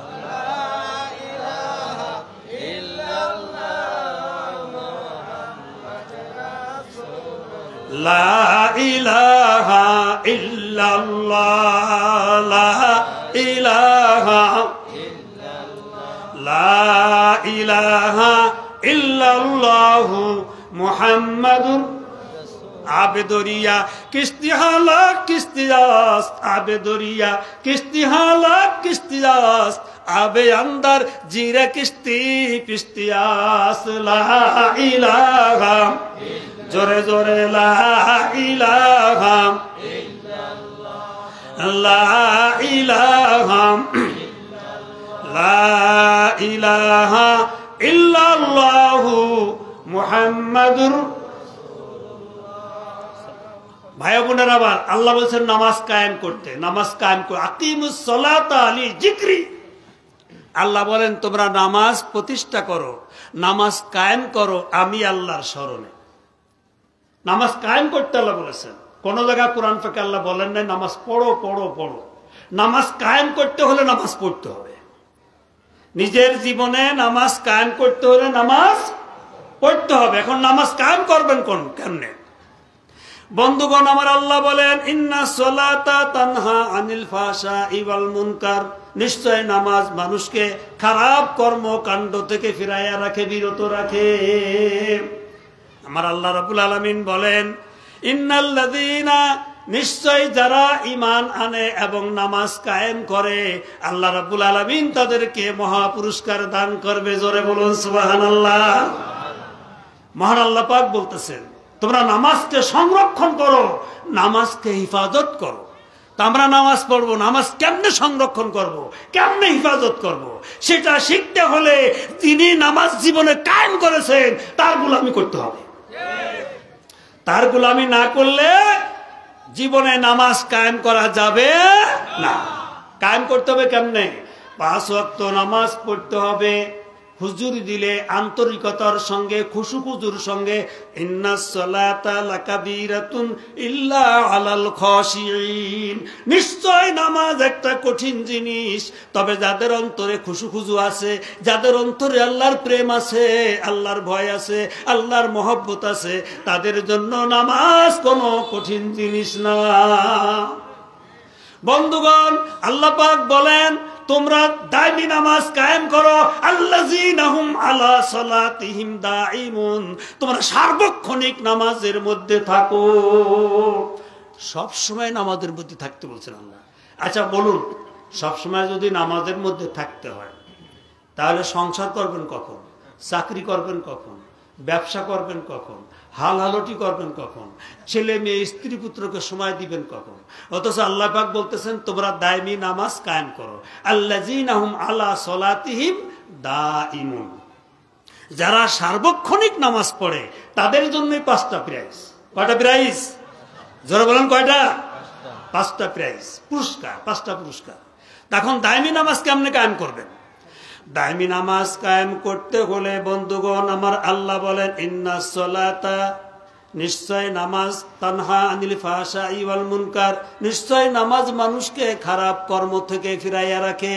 তাহলে বোঝা গেল নামাজি ব্যক্তি মিথ্যা কথা বলতে পারে না, নামাজি ব্যক্তি চগলখুরি করতে পারে না, নামাজি ব্যক্তি মুনাফিকি করতে পারে না, নামাজি ব্যক্তি মিথ্যা সাক্ষী দিতে পারে না, নামাজি ব্যক্তি মিথ্যা মামলা করতে পারে না, নামাজি ব্যক্তি পরের মাল আত্মসাৎ করতে পারে না, নামাজি ব্যক্তি চাউলের মধ্যে খুদ মিশাইতে পারে না, নামাজি ব্যক্তি পাটের মধ্যে পানি মিশাইতে পারে না, নামাজি ব্যক্তি ওজনে কম দিতে পারে না, নামাজি ব্যক্তি ওজনে বেশি নিতে পারে না, নামাজি ব্যক্তি মানুষকে ঠকাইতে পারে না, নামাজি ব্যক্তি মানুষের প্রতি অত্যাচার জুলুম নির্যাতন করতে পারে না। এটির নাম হলো নামাজ। মসজিদে শুধু 5 ওয়াক্ত নামাজ পড়া এটি শুধু নামাজ নয়, এটা তো ফরজ নামাজ, নামাজে জামাতের সঙ্গে আদায় করলাম। কিন্তু সর্বক্ষেত্রে নামাজ আছে, সব জায়গায় নামাজ আছে। ব্যবসা বাণিজ্যের ক্ষেত্রে নামাজ, চাকরি বাকরির ক্ষেত্রে নামাজ, হালালুনির ক্ষেত্রে নামাজ। নামাজি ব্যক্তি পরের জমির আল ঠেলে বাড়াইতে পারে না, পারে? নামাজি ব্যক্তি অন্যকে ঠকাইতে পারে না, পারে? নামাজি ব্যক্তি বাপ মারে কষ্ট দিতে পারে না, পারে? নামাজি ব্যক্তি প্রতিবেশীদের কষ্ট দিতে পারে না, পারবে? নামাজি ব্যক্তি প্রতিবেশীর হক নষ্ট করতে পারে না। নামাজি ব্যক্তি মানুষকে কষ্ট দিয়ে কথা বলতে পারে না। এটি হলো নামাজের চরিত্র, আর এটি হলো দায়মি নামাজ কায়েম করা। 5 ওয়াক্ত নামাজ আন্তরিকতার সঙ্গে আল্লাহর স্মরণে আদায় করবে, আর মধ্যবর্তী সময়টুকু নামাজের সুরতে থাকবে। এটি হলো দায়মি নামাজ কায়েম করা। বিশ্ব আলী খাজা বাবাকে অনেকে মহব্বত করেন, অনেকে মহব্বত করেন না, অনেকে বিভিন্ন রকম কথাবার্তা বলেন। ঠিক আছে, বলেন, সেটা আপনাদের ব্যাপার, আপনাদের ইমান আপনাদের। লিররিজালে নাসিবুম মিম্মা ইকতাসাবু ওয়া লিন-নিসায়ে নাসিবুম মিম্মা ইকতাসাবনা। আমার আল্লাহ বলেন, পুরুষের নেকামল পুরুষের, নারীদের নেকামল নারীদের। তাহলে নারীদেরও তো নেকামল করতে হবে, হবে কি হবে না? নারীদের হজ করা লাগবে না প্রয়োজনে? হজ প্রয়োজনে নারীরা হজ করবে কি করবে না? নামাজ পড়বে কি পড়বে না? জিকির করবে কি করবে না? রহমত পালন করবে কি করবে না? ফাতিহা শরীফ পড়বে কি পড়বে না? খতম শরীফ পড়বে কি পড়বে না? দুরূদ শরীফ পড়বে কি পড়বে না? এগুলিকে আপনারা জানুন শিক্ষা দিয়েছেন আমাদের সবাইকে, জাকির ভাই বোনদেরকে। কথা ঠিক না বেড়ে ঠিক বলছে? তো বন্ধুগণ, আল্লাহ বলতেছেন পুরুষের নেকামল পুরুষের জন্য, নারীদের নেকামল নারীদের জন্য। কার ঘোষণা? আওয়াজ করে বলেন, কার ঘোষণা? আল্লাহ পাকের ঘোষণা। সুতরাং বন্ধুগণ, সবারই নেকামল করতে হবে। এখন নেকামল করতে হলে, এই নামাজ কায়েম করতে হলে, যার জীবনে নামাজ কায়েম হয়েছে এমন একজন মানুষের পদাঙ্ক অনুসরণ অনুকরণ করে চলতে হবে। ওয়ালা তাত্তাবিউ খুতুওয়াতিশ শাইতান। আল্লাহ পাক বলেন, তোমরা শয়তানের পদাঙ্ক অনুসরণ করিও না। একটা হলো আল্লাহর পথ, আর একটা হলো তাগুতের পথ। একটা হলো আল্লাহর পথ, আর একটা কি? তাগুত, শয়তানের পথ। আল্লাহ পথ দেখায় মানুষকে জান্নাতের দিকে, আর শয়তান পথ দেখায় মানুষকে জাহান্নামের দিকে। কোন দিকে? জাহান্নামের দিকে। এই জন্য ওই সমস্ত আল্লাহর ওলিদেরকে অনুসরণ অনুকরণ করতে হবে, যাদের সহবতে গেলে আল্লাহ রসুলের প্রেম মহব্বত ভালোবাসা অন্তরে পয়দা হয়। ওই নামাজ কায়েম হয়, যেই নামাজ কায়েম হলে মানুষ সঠিক পথের সন্ধান পায়, সঠিক পথে চলতে পারে, যার দ্বারা কোনো কিছুর ক্ষতির আশঙ্কা কেউ করতে পারে না। এটাই হলো দায়মি নামাজ কায়েম করা। বন্ধুগণ, আমি বলতেছিলাম, আচ্ছা আমার পীর কেবলা তারা ভালোবাসেন, আলহামদুলিল্লাহ। যারা বাসেন না সেটা তাদের ব্যাপার। তবে কথা হলো, আমার পীর কেবলা নতুন একটা মিথ্যা কথা বলেছেন, এরকম কেউ বলতে পারবেন? বলতে পারবেন? চকলখুরি করেছেন বলতে পারবেন? মুনাফিকি করেছেন বলতে পারবেন? ওয়াদা খেলাপ করেছেন বলতে পারবেন? আমার পীর কেবলাদান কারো সম্পত্তি জোর করে নিছেন এটা বলতে পারবেন? আমার পীর কেবলাদান হুজুরের 5 ওয়াক্ত নামাজ কি কাজা হতো? আওয়াজ করে বলুন। জামাতের সঙ্গে তিনি নামাজ পড়তেন। কথা ঠিক না বাড়ি? 5 ওয়াক্ত নামাজ জামাতের সঙ্গে আদায় করতেন। কথা ঠিক না বাড়ি? এমনি ভাবে হুজুর কেবলাদানের কথায় আচরণে কেউ কষ্ট পাইছে? কথা বলেন, কেউ কষ্ট পাইছে? আপনারা তো অনেকেই যাই থাকেন, সেখানে আশেপাশে ঘোরাফেরা করেন, এলাকার লোকেরা আপনাদেরকে কেউ বলছে তার আত্মীয় হুজুর খুব খারাপ ছিল, এরকম বলছে কেউ? বলতে পারছে? বলতে পারে নাই, ইনশাল্লাহ পারবেও না। বন্ধুগণ, সেজন্য আমি বলতেছি যে দায়মি নামাজ কায়েম করতে হবে। এখন যারা এলমে তাসাউফ সম্পর্কে আর এলমে বাতেন সম্পর্কে যারা অস্বীকার করেন, মানেন না, সেটা তাদের ব্যাপার, তারা আল্লাহর কাছে জবাবদিহি করবে, তারা, আমাদের তো না। আমরা যেটা করি, আমরা এলমে তাসাউফ মানি, এলমে মারিফাত মানি, এলমে বাতেন হামসু মাসকা, এলমে জাহির হামসু শির, কয়সুবি শিরে মস্কা, কয়সুবি পীরে পীর। আল্লামা রুমি রাহমাতুল্লাহ আলাইহি বলছেন, তুমি যদি পীরের কাছে না যাও, ওলিয়ে কামেলের সহবতে না যাও, তাহলে তুমি ওলি আল্লাহ হতে পারবা না। বন্ধুগণ, ভালো কৃষক হতে হলে একজন কৃষকের কাছ থেকে শিখতে হয়। কথা ঠিক কিনা? জেনারেল শিক্ষায় শিক্ষিত হতে হলে একজন মাস্টারের কাছে যেতে হয়, অ্যারাবিক শিক্ষায় শিক্ষিত হতে হলেও একজন আরবি শিক্ষিত লোকের কাছে যেতে হয়, হয় কি হয় না? কাঠমিস্ত্রির শিক্ষা করতে হলে একজন কাঠমিস্ত্রির গোলামি করা লাগে, রাজমিস্ত্রির কাজ করতে হলে একজন রাজমিস্ত্রির গোলামি করা লাগে। আল্লাহকে পাইতে হলেও আল্লাহওয়ালার গোলামি করতে হবে, কথা ঠিক না ভাই? আল্লাহকে পাইতে হলেও আল্লাহওয়ালার গোলামি করতে হবে। আশা করা যায় আল্লাহ আপনাকেও সলেহীন বান্দাদের অন্তর্ভুক্ত করে নেবেন। আপনি সলেহীন হতে পারেনি, কিন্তু সলেহীনদের সহবতে যদি আমরা চলি, আশা করি যে তাদের ওসিলায় আল্লাহ আমাদেরকে সলেহীন বানায়া নিবেন।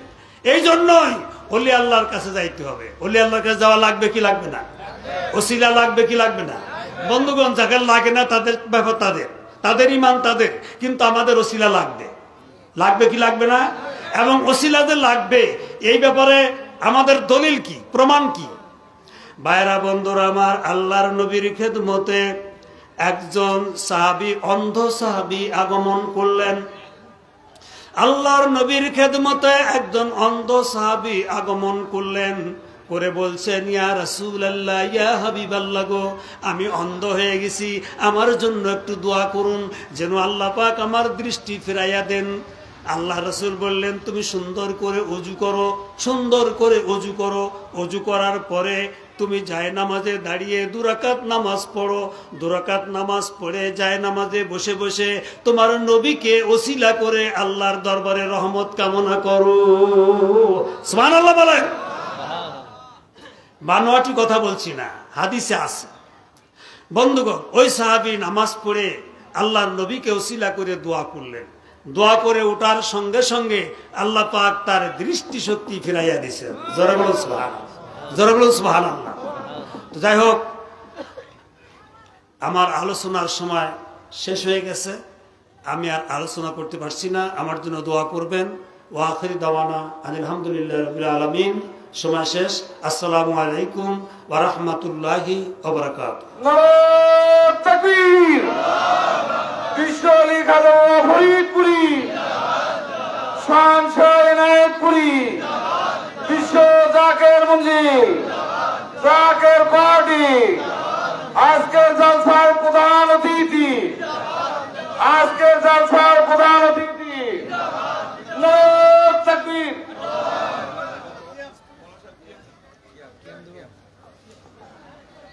খুলে দেন। সকল নেতাকর্মী ভিতরে আসেন, সকল নেতাকর্মী জালসার প্যান্ডেলে আসেন। সকল থানার সভাপতি, ইউনিয়নের সভাপতি ভিতরে আসেন। সকলে দাঁড়ানোকে সালাম জানাই। ইয়া নবী সালাম আলাইকা, ইয়া রাসূল সালাম আলাইকা, ইয়া হাবিব সালাম আলাইকা, সালামুল্লাহ আলাইকা।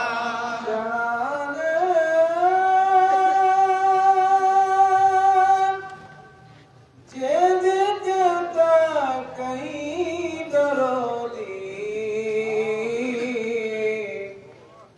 আর তো কেউ নাই, আপনি যে এই গোলামদের হন মদদগার। ইয়া রাসূলুল্লাহ,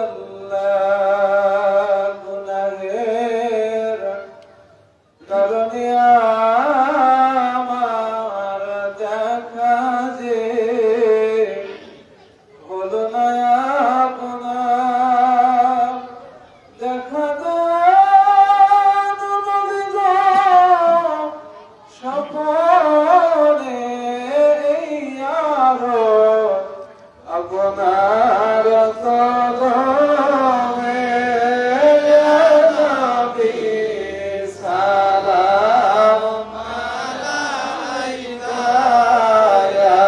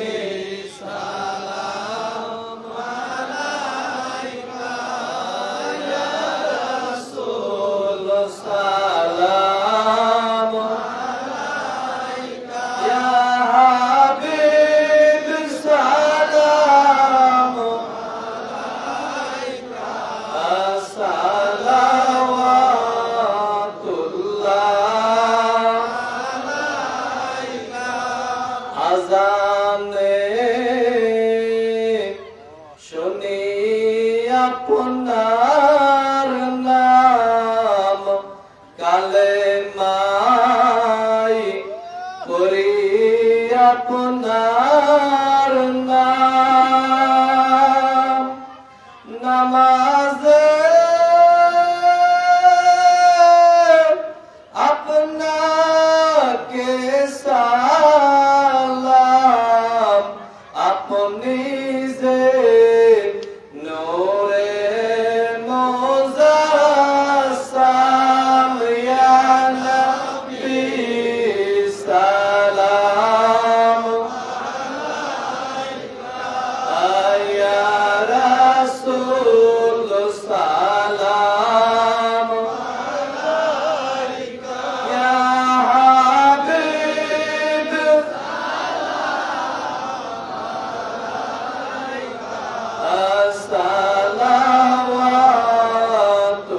আসসালাওয়াতুল্লাহ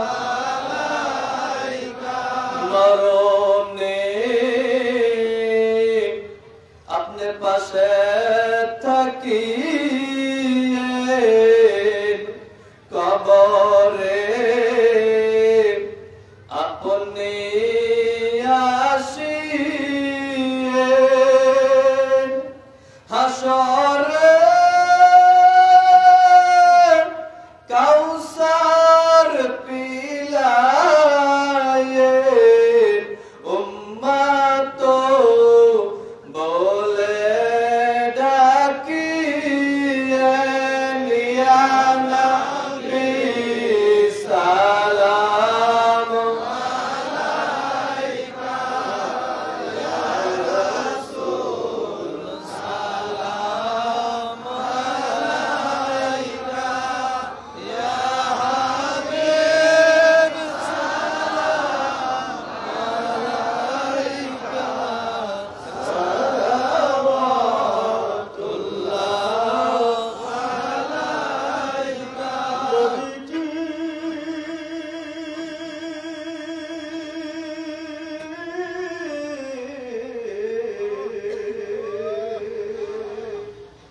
ওগো দরদি নবীজি আমার তায়েফের দুষ্ট ছেলেরা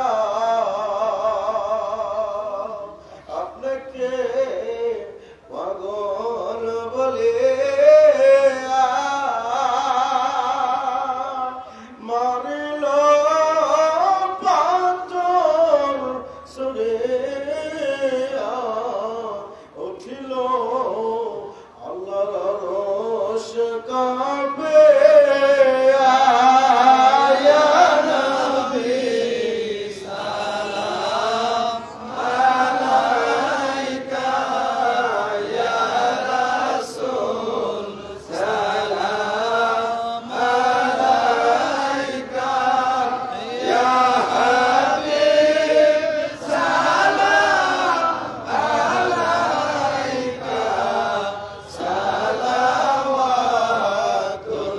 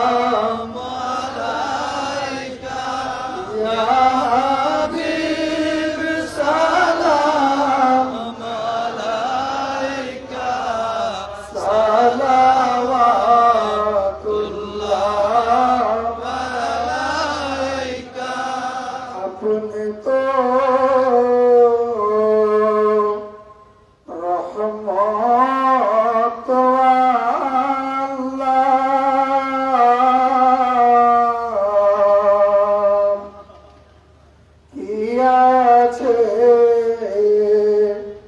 আপনাকে দেবার আছি যত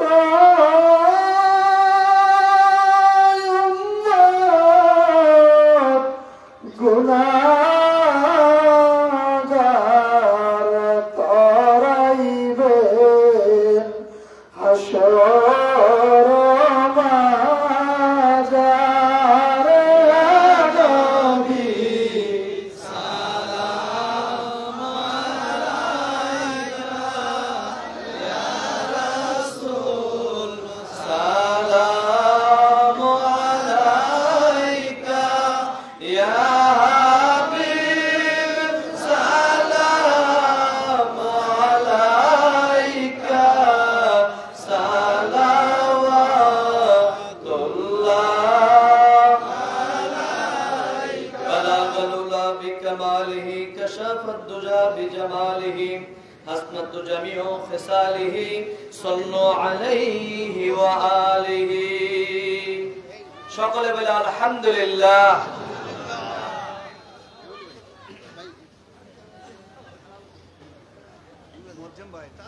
সকলে বসেন, সকলে বসেন।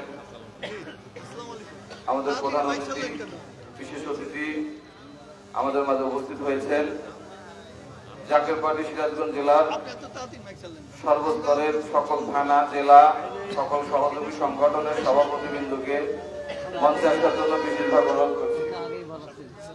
এখন প্রধান অতিথি এবং বিশেষ অতিথিকে ফুলের তোড়া দিয়ে বরণ করবেন। আজকের এই মিশন আজিমুসান দাওয়াতে আজিমুসান জালসার প্রধান অতিথি জাকের পার্টির স্থায়ী কমিটির অন্যতম সদস্য, আমাদের প্রিয় নেতা, প্রিয় ব্যক্তিত্ব জনাব মোহাম্মদ হুমায়ুন কবির ভাইকে দিয়ে বরণ করবেন সিরাজগঞ্জ জেলার সম্মানিত সভাপতি জনাব আলমগীর হোসেন। এখন প্রধান অতিথিকে ফুলের তোড়া দিয়ে বরণ করবেন সিরাজগঞ্জ জেলার সম্মানিত সভাপতি এবং সকল নেতৃবৃন্দ। সকলের সামনে সকল নেতৃবৃন্দ, প্রধান অতিথি এবং বিশেষ অতিথি জনাব রুহুল আমিন শিকদার এগুলি ভাই।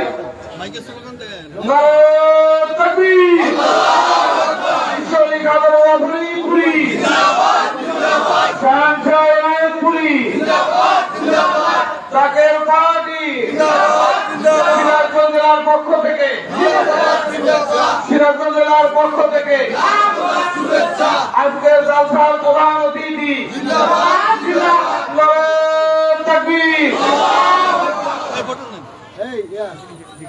দলিল ভাই প্রধান বক্তা সহ সকল আলেম ওলামাকে একসাথে বাবু ভাই সামনে আইছে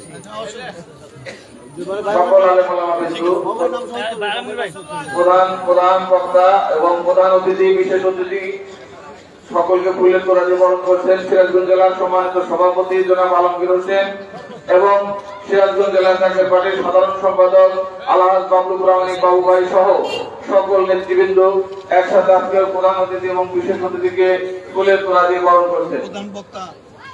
আজকের প্রধান বক্তা সহ সকল আলেম ওলামা বিন্দুকে বরণ করে নিচ্ছেন সিরাজগঞ্জ জেলা জাকের পার্টির সর্বস্তরের নেতৃবৃন্দ।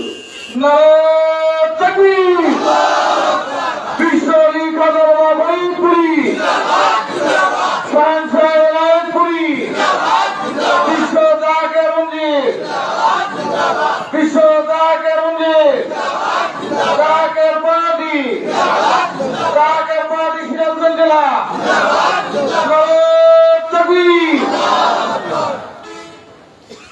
এখন প্রধান বক্তা সহ সকল আলেম ওলামা বিন্দু এবং সিরাজগঞ্জ জেলার জাকের পার্টির সকল উপজেলা এবং থানার সভাপতিবৃন্দ এবং সকল সহযোগী সংগঠনের সম্মানিত সভাপতিবৃন্দকে ব্যাচ করাচ্ছেন জাকের পার্টি সিরাজগঞ্জ জেলার সম্মানিত সভাপতি এবং সাধারণ সম্পাদক আলহাজ বাবুল রহমান বাবু ভাই ও আলমগীর ভাই।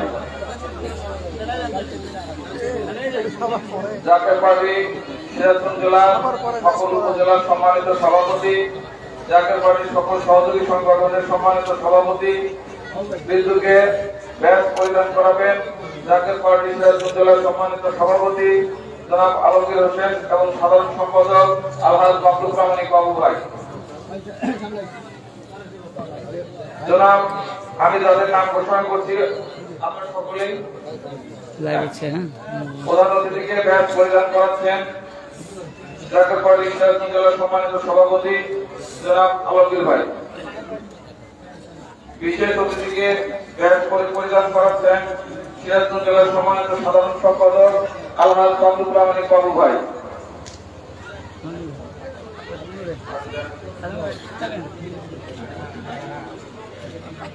এখন প্রধান বক্তাকে ব্যাচ পরিধান করাচ্ছেন সিরাজগঞ্জ জেলার সম্মানিত সভাপতি আলমগীর ভাই। সমস্ত আলেম ওলামা বিন্দুকে ব্যাচ পরিধান করাবেন জাকের পার্টির সম্মানিত সাধারণ সম্পাদক আলহাজ মাহমুদ রহমানী বাবু ভাই। আমি যাদের নাম ঘোষণা করছি আপনারা কাইন্ডলি মঞ্চে আসেন। জনাব মোহাম্মদ গনি মোল্লা, জনাব মোহাম্মদ আব্দুল গনি মোল্লা, সহসভাপতি সিরাজগঞ্জ সাংগঠনিক বিভাগ জাকের পার্টি। জনাব মোহাম্মদ আব্দুল গনি মোল্লা, সহসভাপতি জাকের পার্টি সিরাজগঞ্জ সাংগঠনিক জেলা বিভাগ। জনাব মোহাম্মদ আব্দুল মমিন মেম্বার, জনাব মোহাম্মদ আব্দুল মমিন মেম্বার সাহেবকে মঞ্চে আসার জন্য অনুরোধ জানাচ্ছি। অত্র মার্কেটের মালিক জনাব জুয়েল রানা, জুয়েল ভাইকে ব্যাচ পরিধান করাবেন সিরাজগঞ্জ জেলা জাকের পার্টির সাধারণ সম্পাদক আলহাজ মাহমুদ রহমানী বাবু ভাই। জনাব মোহাম্মদ আব্দুল বারী মেম্বার, জনাব মোহাম্মদ আলী, জনাব মোহাম্মদ আবু বকর সিদ্দিক, জনাব মোহাম্মদ ফিরোজ আহমেদ। আমি যাদের নাম ঘোষণা করছি আপনারা কাইন্ডলি মঞ্চে আসেন। জনাব মোহাম্মদ রফিকুল ইসলাম জিন্দাল ভাই, জনাব মোহাম্মদ রেজাউল করিম বেলাল ভাই, জনাব মোহাম্মদ বাহারুদ্দিন, জনাব মোহাম্মদ আলামিন হোসেন, জনাব মোহাম্মদ আব্দুল রাজ্জাক। আপনারা সকলে মঞ্চে আসেন।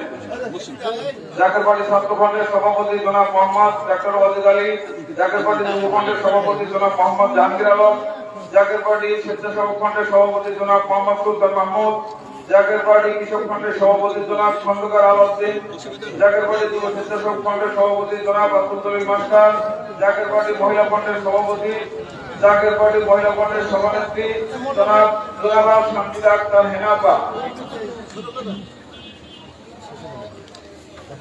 না বক্তব্য আছে আরো যাদের নাম ঘোষণা করছি আপনারা কাইন্ডলি মঞ্চে আসেন।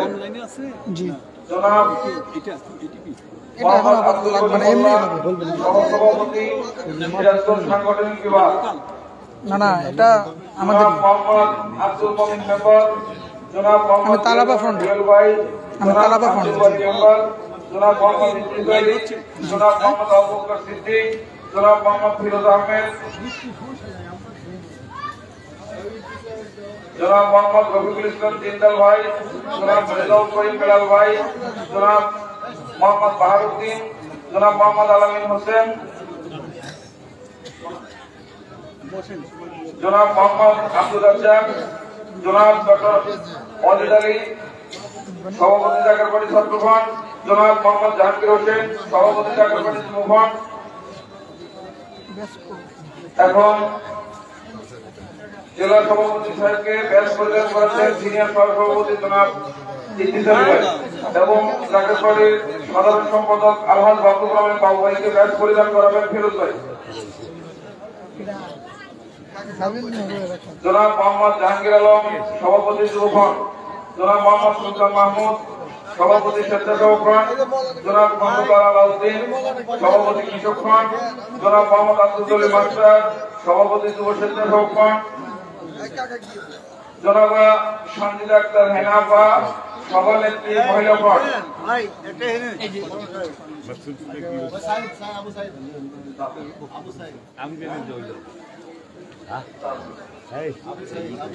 জনাব মোহাম্মদ আবু সাইদ, জনাব মোহাম্মদ আবু সাইদ ভাইকে ব্যাচ পরিধান করাবেন সিরাজগঞ্জ জেলা জাকের পার্টির সম্মানিত সভাপতি।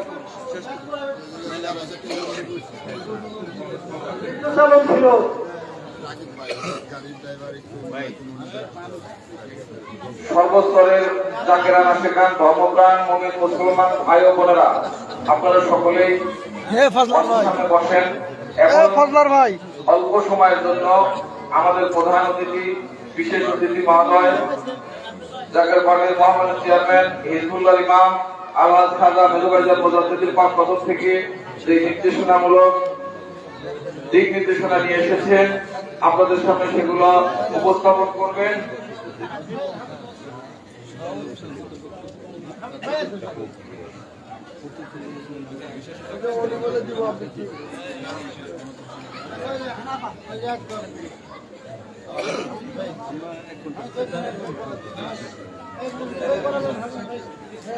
বসে ঘুরাইতে সেটা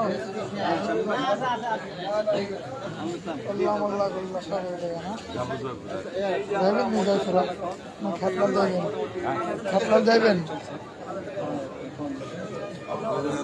ভাবে এলাকায় গেছিলাম তো কয়েকদিন আগে। জনাব মোহাম্মদ ইফতার হোসেন ভাই, আপনি মঞ্চে আসেন। জনাব মোহাম্মদ ইফতার হোসেন ভাই মঞ্চে আসেন। জনাব মোহাম্মদ ইফতার হোসেন ভাইকে ড্যান্স পরিচালনা করাবেন জাকের পার্টির সম্মানিত জেলা সভাপতি আলমগীর ভাই।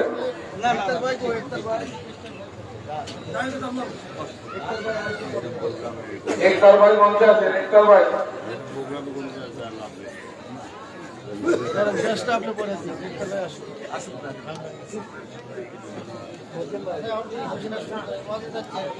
পাঠশালায় যারা আছেন, পাঠশালার কর্মী প্রধান মঞ্চে এসে দেখা করেন।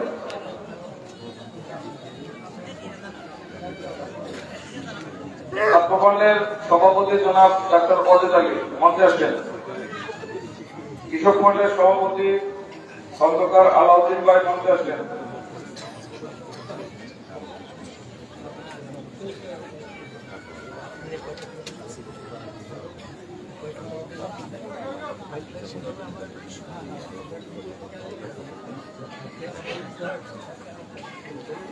কাহারে পরিচিত হিনাতুলি ভাই, কাহারে মারিত লাথি, হয়তো তাহারই বুকে বাস করিতেছে আল্লাহ রাসূল দিবারাতি।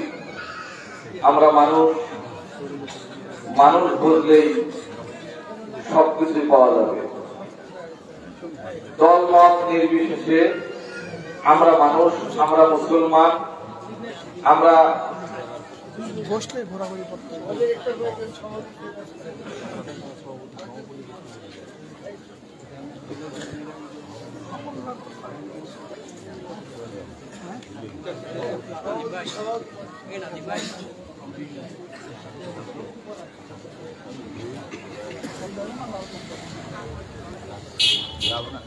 যাবেন না? সকল নেতা কর্মী মঞ্চের ভিতরে আছেন।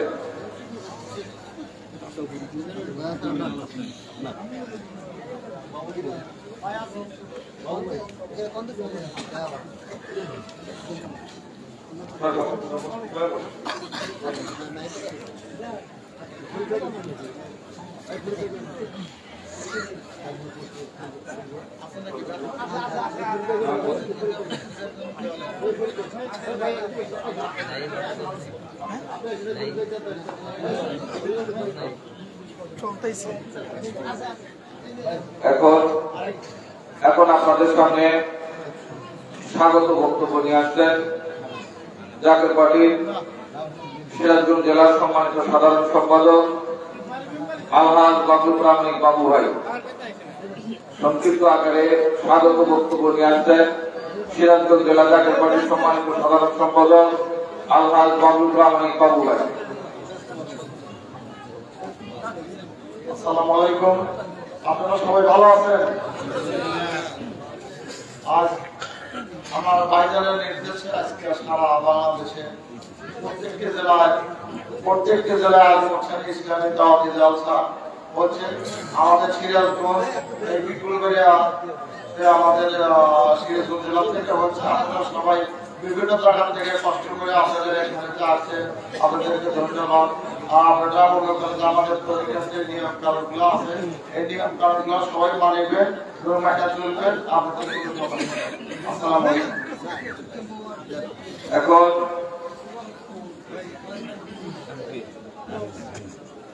এখন বক্তব্য হলো মাওলানা না সভাপতি পরে না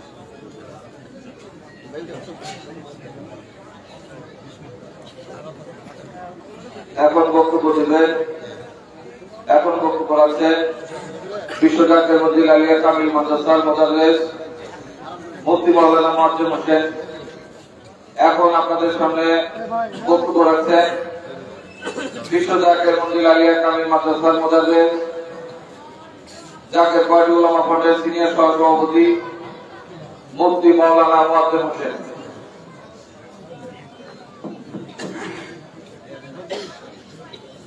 আসসালামু আলাইকুম ওয়া রাহমাতুল্লাহি ওয়া বারাকাতুহু। আলহামদুলিল্লাহি ওয়া কাফা ওয়া সালামুন আলা ইবাদিহিল্লাযীনা ইসতাফা। আম্মা বাদ, আমি আমার ছেড়ে যাওয়া অংশ থেকে আবার শুরু করছি। বলতেছিলাম যে ওসিলা লাগবে কিনা, এই মর্মে আলোচনা করতেছিলাম, ঠিক কিনা? মনে আছে? এক সাহাবী, অন্ধ সাহাবী। কি সাহাবী?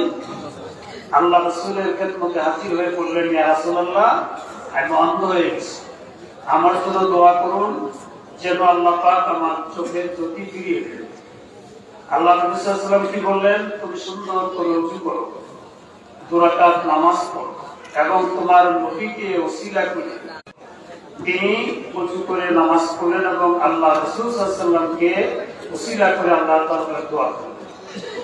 নামাজ শেষ করে উঠতেই দোয়া করে শেষ করে উঠতেই আল্লাহ পাক তার চোখের জ্যোতি ফিরাইয়া দিলেন। সুবহানাল্লাহ, জোরে বলুন আলহামদুলিল্লাহ। উচ্চ আওয়াজে আল্লাহু আকবার।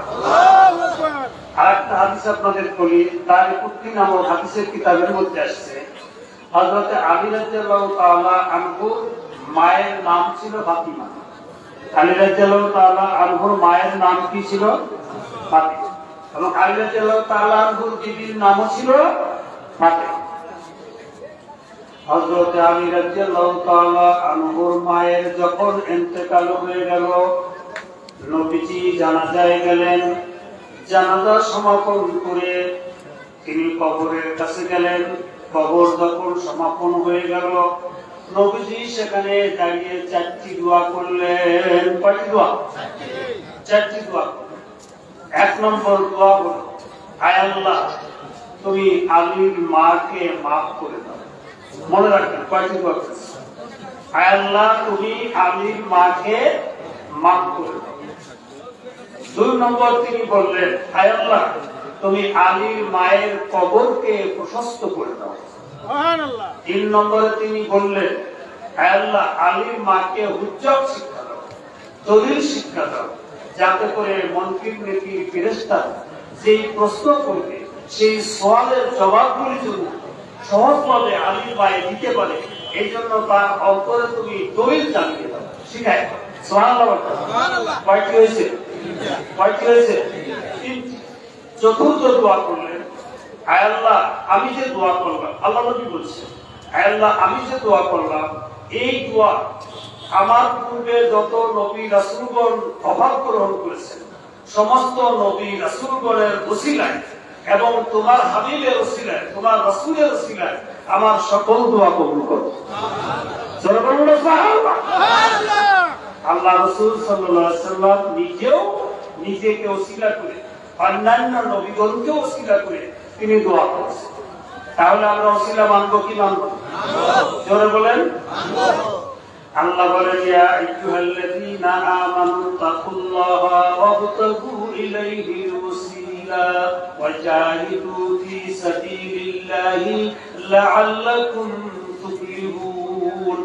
আমার আল্লাহ রাব্বুল আলামিন বলেন, ও মুমিনেরা, তোমরা আমি আল্লাহকে ভয় করো এবং আমাকে পাওয়ার উদ্দেশ্যে ওসিলা অন্বেষণ করো। আর সেই ওসিলা ছিলেন নবী রাসূলগণ।